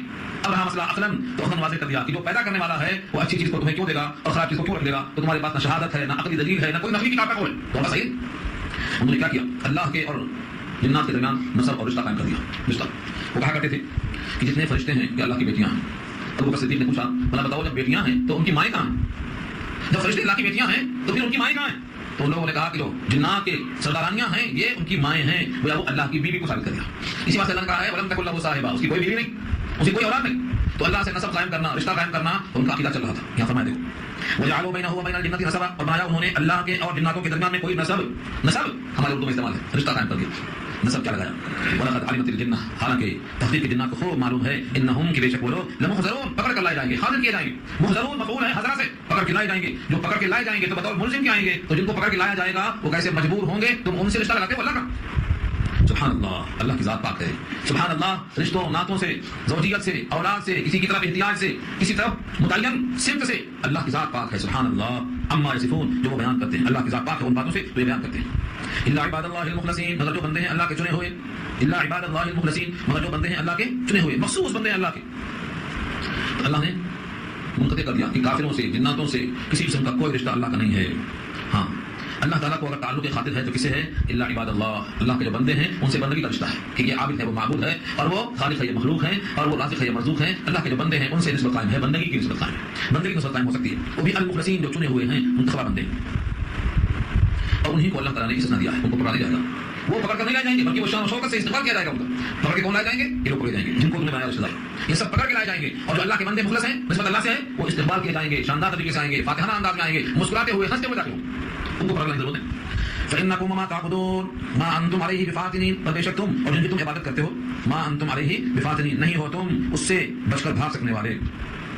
मा अंतुम अलैहि, नहीं हो तुम इस पर, बिफातिनीन, फातिन भाग जाने वाले, भगा कर ले जा सकने वाले, किसी को उसके हाथ से भगा कर नहीं ले जा सकते। इल्ला मन हुवा सालिल जहीम, मगर जो शख्स की वो दोज़ख में पहुंचने वाला है, साल पहुंचने वाला, अल जहीम दोज़ख में, मगर जो दोज़ख में पहुंचने वाले हैं वो पहुंच के रहेंगे। वमा मिन्ना इल्ला लहू मकामुम मालूम, और नहीं है हम में से मगर किसी के लिए उनके हक में एक मुकर्रर ठिकाना, और हम में जो है उसका एक ठिकाना है मुकर्रर। तो मतलब हुआ जो हम में से लोग हैं यानी हमारे साथ लगे हैं, उनका हमने एक ठिकाना मुकर्रर कर दिया है। हर बंदे का एक घर जन्नत में है और एक घर दोज़ख में, हदीस में आता है हर एक का ठिकाना पहले से मुकर्रर है।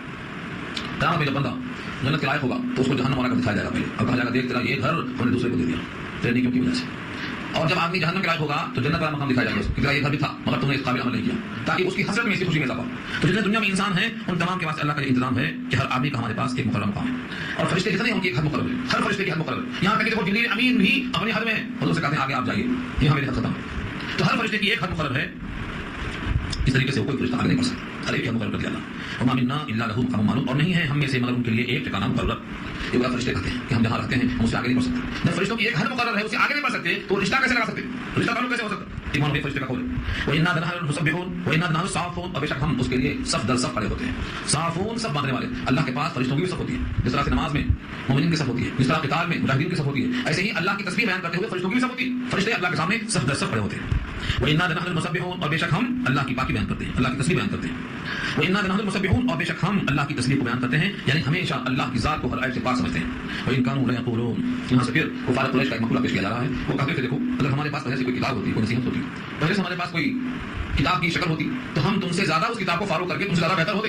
کتابہ کہتے ہیں یہاں دوسری کو نقل کیا وَإِن كَانُوا لَيَقُولُونَ، اور البتہ کافر یوں کہا کرتے ہیں لو اگر انا بے شک عندنا ہمارے پاس ہوتی ذکران کوئی ذکر یعنی کوئی نصیحت کی بات من الاولین پہلے لوگوں میں سے کچھ حوال ہمارے پاس ہوتا پہلے لوگوں کا لکنا عباد اللہ المخلصین، تو ہم ہوتے اللہ کے مخلص بندے۔ مخلص نہیں کہا، مخلص لام پر زبر کے ساتھ، مخلص کے معنی سلیکٹڈ چنندہ منتخبہ بندے ہوتے، کیونکہ ہمارے پاس کوئی نصیحت کتاب نہیں تھی، پہلوں کے احوال نہیں تھے، اس لیے ہم غافل ہیں۔ اگر ہمارے پاس کتاب ہوتی تو ہم اللہ کے مخلص بندے ہوتے۔ یہ کہہ کر فکفروا به، اس کا انکار کر بیٹھے، اور اس انکار کی وجہ سے فسوف یعلمون، انقریب وہ جان لیں گے کہ انکار کا انجام کیا ہوتا ہے۔ وَلَقَدْ سَبَقَتْ كَلِمَتُنَا لِعِبَادِنَا الْمُرْسَلِينَ، اب یہاں سے بات کو مضمون کو سمجھا جا رہا ہے۔ اس سے پہلے بہت سے رسولوں کا ذکر آیا، نبیوں کا ذکر آیا، اب فرماتے ہیں البتہ تحقیق ہمارا کلمہ سبقت کر گیا، یعنی پہلے نکل چکا ہے ہمارا حکم لعبادنا المرسلین، ہمارے بندوں کے لیے جو مرسلین ہیں رسول بھیجے ہوئے، کیا نکل چکا ہے؟ جتنے رسول ہیں ان تمام کے لیے ہمارا ایک حکم پہلے نکل چکا ہے۔ وہ حکم کیا ہے؟ اور وہ یہ ہے انہم لہم المنصورون، بے شک وہ لوگ ان کے لیے یہ ہے کہ وہ مدد کیے جائیں گے۔ منصور کہتے ہیں جس کی نصرت کی گئی، منصورون کے معنی جن کی مدد کی جاتی رہی وہ لوگ ہیں انبیاء۔ اب یہاں رک کر جتنے انبیاء ہیں ان تمام کی مدد کی گئی دعویٰ ہے، اور آگے ایک اور بھی ہے وَإِنَّ جُندَنَا لَهُمُ الْغَالِبُونَ، اور بے شک ہمارا لشکر ہی غالب ہونے والا ہے۔ ان دونوں آیتوں میں جو بات نکلتی ہے کہ جو اللہ کے رسول ہیں یا اللہ کا لشکر ہیں، جو ان کے فالوورز ہیں، یہ سب غالب ہونے والے ہیں۔ آدم سے لے کر ہر نبی کامیاب، ہر نبی کے فالوورز کامیاب۔ اب کوئی کہہ سکتا ہے یہاں کچھ نبیوں کو تو لوگوں نے پکڑاؤ کیا، کچھ کو قتل کر دیا اور کچھ کو ایسا کر کے دیا، تو کیا یہ لوگ غالب ہیں؟ کیونکہ دنیا والوں کی نگاہ میں غلبہ کسے کہتے ہیں؟ دنیا میں عزت مل جائے، دنیا میں بادشاہت مل جائے، دنیا میں حکومت مل جائے، اسی کو سمجھتے ہیں غلبہ۔ اس لیے سوال کہہ سکتے ہیں کہ حضرت زکریا علیہ السلام کو، حضرت یحییٰ علیہ السلام کو ان تمام کو شہید کر دیا گیا تو غالب کیسے ہوئے؟ اس کا جواب بہت ہی آسان انداز سے دے دیا ہے۔ حضرت مولانا اشرف علی تھانوی نور اللہ تعالیٰ فرماتے ہیں کوئی بہت بڑا ایماندار آفیسر جا رہا ہے، جنگل میں ڈاکو نے اسے پکڑ لیا اور اس کو مارا پیٹا ظلم کیا، تو ایماندار آفیسر ان کی خوشامد نہیں کرے گا، بلکہ اس ظلم کو سہ کر اپنے مقام پر جب پہنچے گا ان پوروں کو گھیرے میں ڈال کر پکڑ کے لائے گا، حوصلہ دے گا۔ یہ وقتی طور پر جو مغلوب ہوا ہے یہ اس کی مغلوبیت نہیں ہے، بلکہ یہ اس کے لیے ایک موقع ہے، اس کی آزمائش کا، اس کے امتحان کا، کہ یہ اپنے منصب پر قائم رہتا ہے کہ گھر جاتا ہے۔ سارے انبیاء کرام پر جو وقتی مصیبتیں آئی ہیں اس کو مت دیکھو، بالآخر انجام دیکھو کہ ان انبیاء کی مخالفت کرنے والے جہنم میں گھسیٹ کر لائے جائیں گے اور یہ انبیاء اپنے مجرمین کو دیکھتے ہوئے رہیں گے۔ تو غلبہ اصل آخرت کا پھر بھی دنیا میں کثرت کے ساتھ دیکھیں گے تو ہر حق کو غلبہ نصیب ہوا ہے، اللہ تعالیٰ نے وہ غلبہ دینے کا فیصلہ کیا ہے، اور غلبے کی شکل یہ ہے کہ ان میں سے بہتوں کو شہید بنایا ہے۔ شہید قرآن کریم میں کئی آیتیں ہیں اس مضمون کی کہ ہم چاہتے ہیں کہ تم میں سے کچھ لوگ شہید بنے، ورنہ مرتبہ شہادت کا کیسے ملے گا؟ اللہ تعالیٰ خود چاہتے ہیں کہ تم میں سے کچھ لوگوں کو شہید بناؤ، وہ یہ تخرج منکم شہداء، تم میں سے بعضوں کو شہید بنانا چاہتے ہیں اللہ، تو شہادت کا بھی مقام ملنا ہے، تو یہ غلبے کے خلاف نہیں ہے۔ فتول عنہم حتی حین، تو نبی آپ سے منہ پھیر لیجیے یہاں تک ایک وقت مقرر آ جائے، وابصرہم، ان کو دیکھتے رہیے، فسوف یبصرون، ان قریب وہ بھی دیکھ لیں گے، ان کا انجام کیا ہونے والا ہے وہ بھی دیکھ لیں گے۔ اب بعض لوگ کہتے ہیں ٹھیک ہے عذاب لانا ہے تو لے آؤ، دیر کیوں؟ جلدی کرتے تھے، چنانچہ بعض قول نقل کیا ہے کفار قریش کرتے تھے ہم پر پتھروں کی بارش کر دو، آسمان سے عذاب لے آؤ، اگر ہم ایسے ہیں ویسے ہیں یہ کر دو، مختلف قسم کی باتیں کرتے ہیں۔ اللہ فرماتے ہیں افبعذابنا یستعجلون، کیا وہ جلدی کرتے ہیں ہمارے عذاب کو مانگنے میں؟ فَإِذَا نَزَلَ، جب اتر جائے گا، فَإِذَا نَزَلَ، جب اتر جائے گا، بِسَاحَتِهِمْ، ان کی آنگن میں، ساحت کے معنی آنگن، گھر کا صحن۔ آج عرب کا عقیدہ یہ ہوتا تھا جب کسی کے عذاب کا تذکرہ کرتے تھے تو آنگن میں آفت آئی بولتے تھے، آنگن میں آفت آئی، اور آج بھی کہا جاتا تو آنگن میں جب ان کی عذاب اتر جائے گا فساء، تو برا ہوگا، صباح المنذرین، ان کی صبح بری ہوگی، بتایا گیا ہے۔ صبح کی بری کیوں کہا؟ کیونکہ نبی صلی اللہ علیہ وسلم کا معمول تھا اور اہل عرب کی بہادری تھی کہ کسی مقام پہ حملہ کرنا ہے، رات میں پہنچ گئے تو شب خون نہیں مارتے تھے، صبح تک ٹھہرتے تھے، اطلاع کر کے حملہ کرتے تھے، کیوں کہتے تھے کہ کسی کو غافل پا کے مار دینا بہادری کے خلاف ہے، گزری ہے، تو رات میں ٹھہرتے تھے، اطلاع کر کے صبح ہو کر مقابلہ کرتے تھے تاکہ بہادری کا غلبہ آئے۔ تو نبی صلی اللہ علیہ وسلم کا بھی معمول تھا کسی پر اندھیرے میں حملہ نہیں کرتے تھے، اور جب ہمارا عذاب کسی قوم پر آئے گا تو جن کو ڈرایا جا چکا ہے ان کی صبح بری ہوگی، تو صبح کا بھی خاص ڈرایا جائے گا، صباح المنذرین، تو بری ہوگی صبح ڈرائے ہوئے لوگوں کی۔ وتول عنہم حتی حین، تو آپ پھیر لیجیے ان سے ایک مقررہ مدت تک، وابصر، اور دیکھتے رہیے، فسوف یبصرون، ان قریب وہ بھی دیکھ لیں گے۔ یہ لفظ دو مرتبہ ہے، دیکھیے پہلی بار غور کرنے کا حکم دیا گیا ہے ان کی باتوں کے ساتھ، اور دوسرا حکم دیا گیا ہے ان کے عذاب کے استعجال پر، جو عذاب میں وہ جلدی کر رہے ہیں، تو دونوں بار کہا گیا ہے، دونوں مراد توجہ رکھیے، دیکھیے ان قریب وہ بھی دیکھ لیں گے۔ اور ان تمام کے بعد آخر میں 3 جملوں میں ان تمام چیزوں کو سمیٹ دیا ہے۔ ان لفظوں کی تشریح اگر کیا جائے تو کافی طویل زمانہ چاہیے۔ اس صورت میں آپ نے غور کیا ہے تو 3 باتیں ہیں، ایک توحید، اور ایک انبیاء کے صفات اور دعوت اور ان کے لیے غلبہ، اور تیسری چیز کیا ہے؟ ان تمام چیزوں میں اللہ کی حمد، ان 3 چیزوں کو جمع کر دیا ایک ہی مقدمہ۔ سبحان ربک رب العزت عما یصفون وسلام علی المرسلین والحمد للہ رب العالمین. لفظوں کو دیکھیں پہلے. سبحان ربک آپ کے رب, آپ کا رب سبحان ہے یعنی تمام عیب سے پاک ہے, تمام خوبیوں سے متصف, یہ پاک ذات ہے آپ کے رب کی. رب العزت غلبے والا رب, رب العزت عزت کے معنی غلبہ, غلبے والا رب. آپ کا وہ رب جو پاک ذات ہے وہ کیسا ہے؟ وہ پروردگار غلبے والا ہے, عزت والا. اما یصفون جو باتیں وہ بیان کرتے ہیں کہ اس کو نسب ہے, اس کو بیٹیاں ہیں, اس کو بیٹے ہیں, اس کو اولاد, سب چیزوں سے بے نیاز ہو, سب سے پاک ہو, اللہ کی شان بیان ہوئی. اور آگے جن رسولوں نے اللہ کا پیغام پہنچایا, مشقتیں جھیلی, فرمایا وسلام علی المرسلین, اور سلام ہو تمام رسولوں پر. مرسلین جمع ہے, الف لام لگا کر واضح کر دیا, سلام علی المرسلین, تمام رسولوں پر سلام. سلام پڑھنے کا طریقہ کیسا اچھا ہی دیکھیے, اللہ کی تعریف بھی ہو گئی, اللہ پر سلام بھی ہو گیا, اور اگر ہمارا الحمدللہ, اور تمام شکر ہے, تمام خوبی ہے اللہ کی رب العالمین جو سارے جہان کا پروردگار ہے. یہ تین جملے نبی صلی اللہ علیہ وسلم کثرت کے ساتھ اٹھتے بیٹھتے اپنے محفلوں میں ان تین جملوں کو پڑھا کرتے تھے. صحابی فرماتے ہیں فرض نماز کے بعد نبی صلی اللہ علیہ وسلم کثرت سے ان تین جملوں کو پڑھا کرتے تھے, لہٰذا ان تین جملوں کو ہمیشہ پڑھتے رہنا چاہیے. اس کو چاہیے کہ وہ اللہ کی تعریف کرے, نبیوں پر سلام بھیجے, اور اللہ کی تسبیح بیان کرے. یہ تینوں باتیں یہاں شامل ہیں, اور لکھا ہے اگر کوئی شخص ان تینوں کلموں کا ورد کرنے کے بعد دعا کرے اس کی دعا رد نہیں ہوگی, اس کی دعا قبول ہوگی. اسی واسطے نبی صلی اللہ علیہ وسلم فرض نماز کے بعد ان کلموں کو کثرت سے پڑھا کرتے تھے, چلتے پھرتے پڑھنا.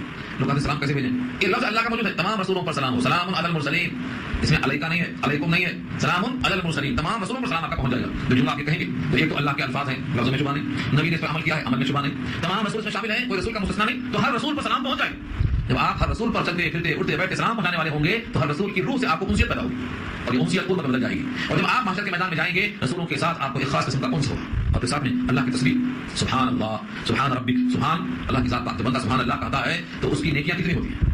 ہم فرض نمازوں کے بعد اس کو گننا چاہتے ہیں, شمار کرنا چاہتے ہیں. نبی صلی اللہ علیہ وسلم کا ارشاد ہے جو اللہ کی تسبیح میں لگا رہے, اللہ کے حمد میں لگا رہے, نبیوں کے سلام میں لگا رہے, اس کے ثواب سے زیادہ کوئی ثواب نہیں پڑ سکتا الا کہ وہ کسی کام میں لگا.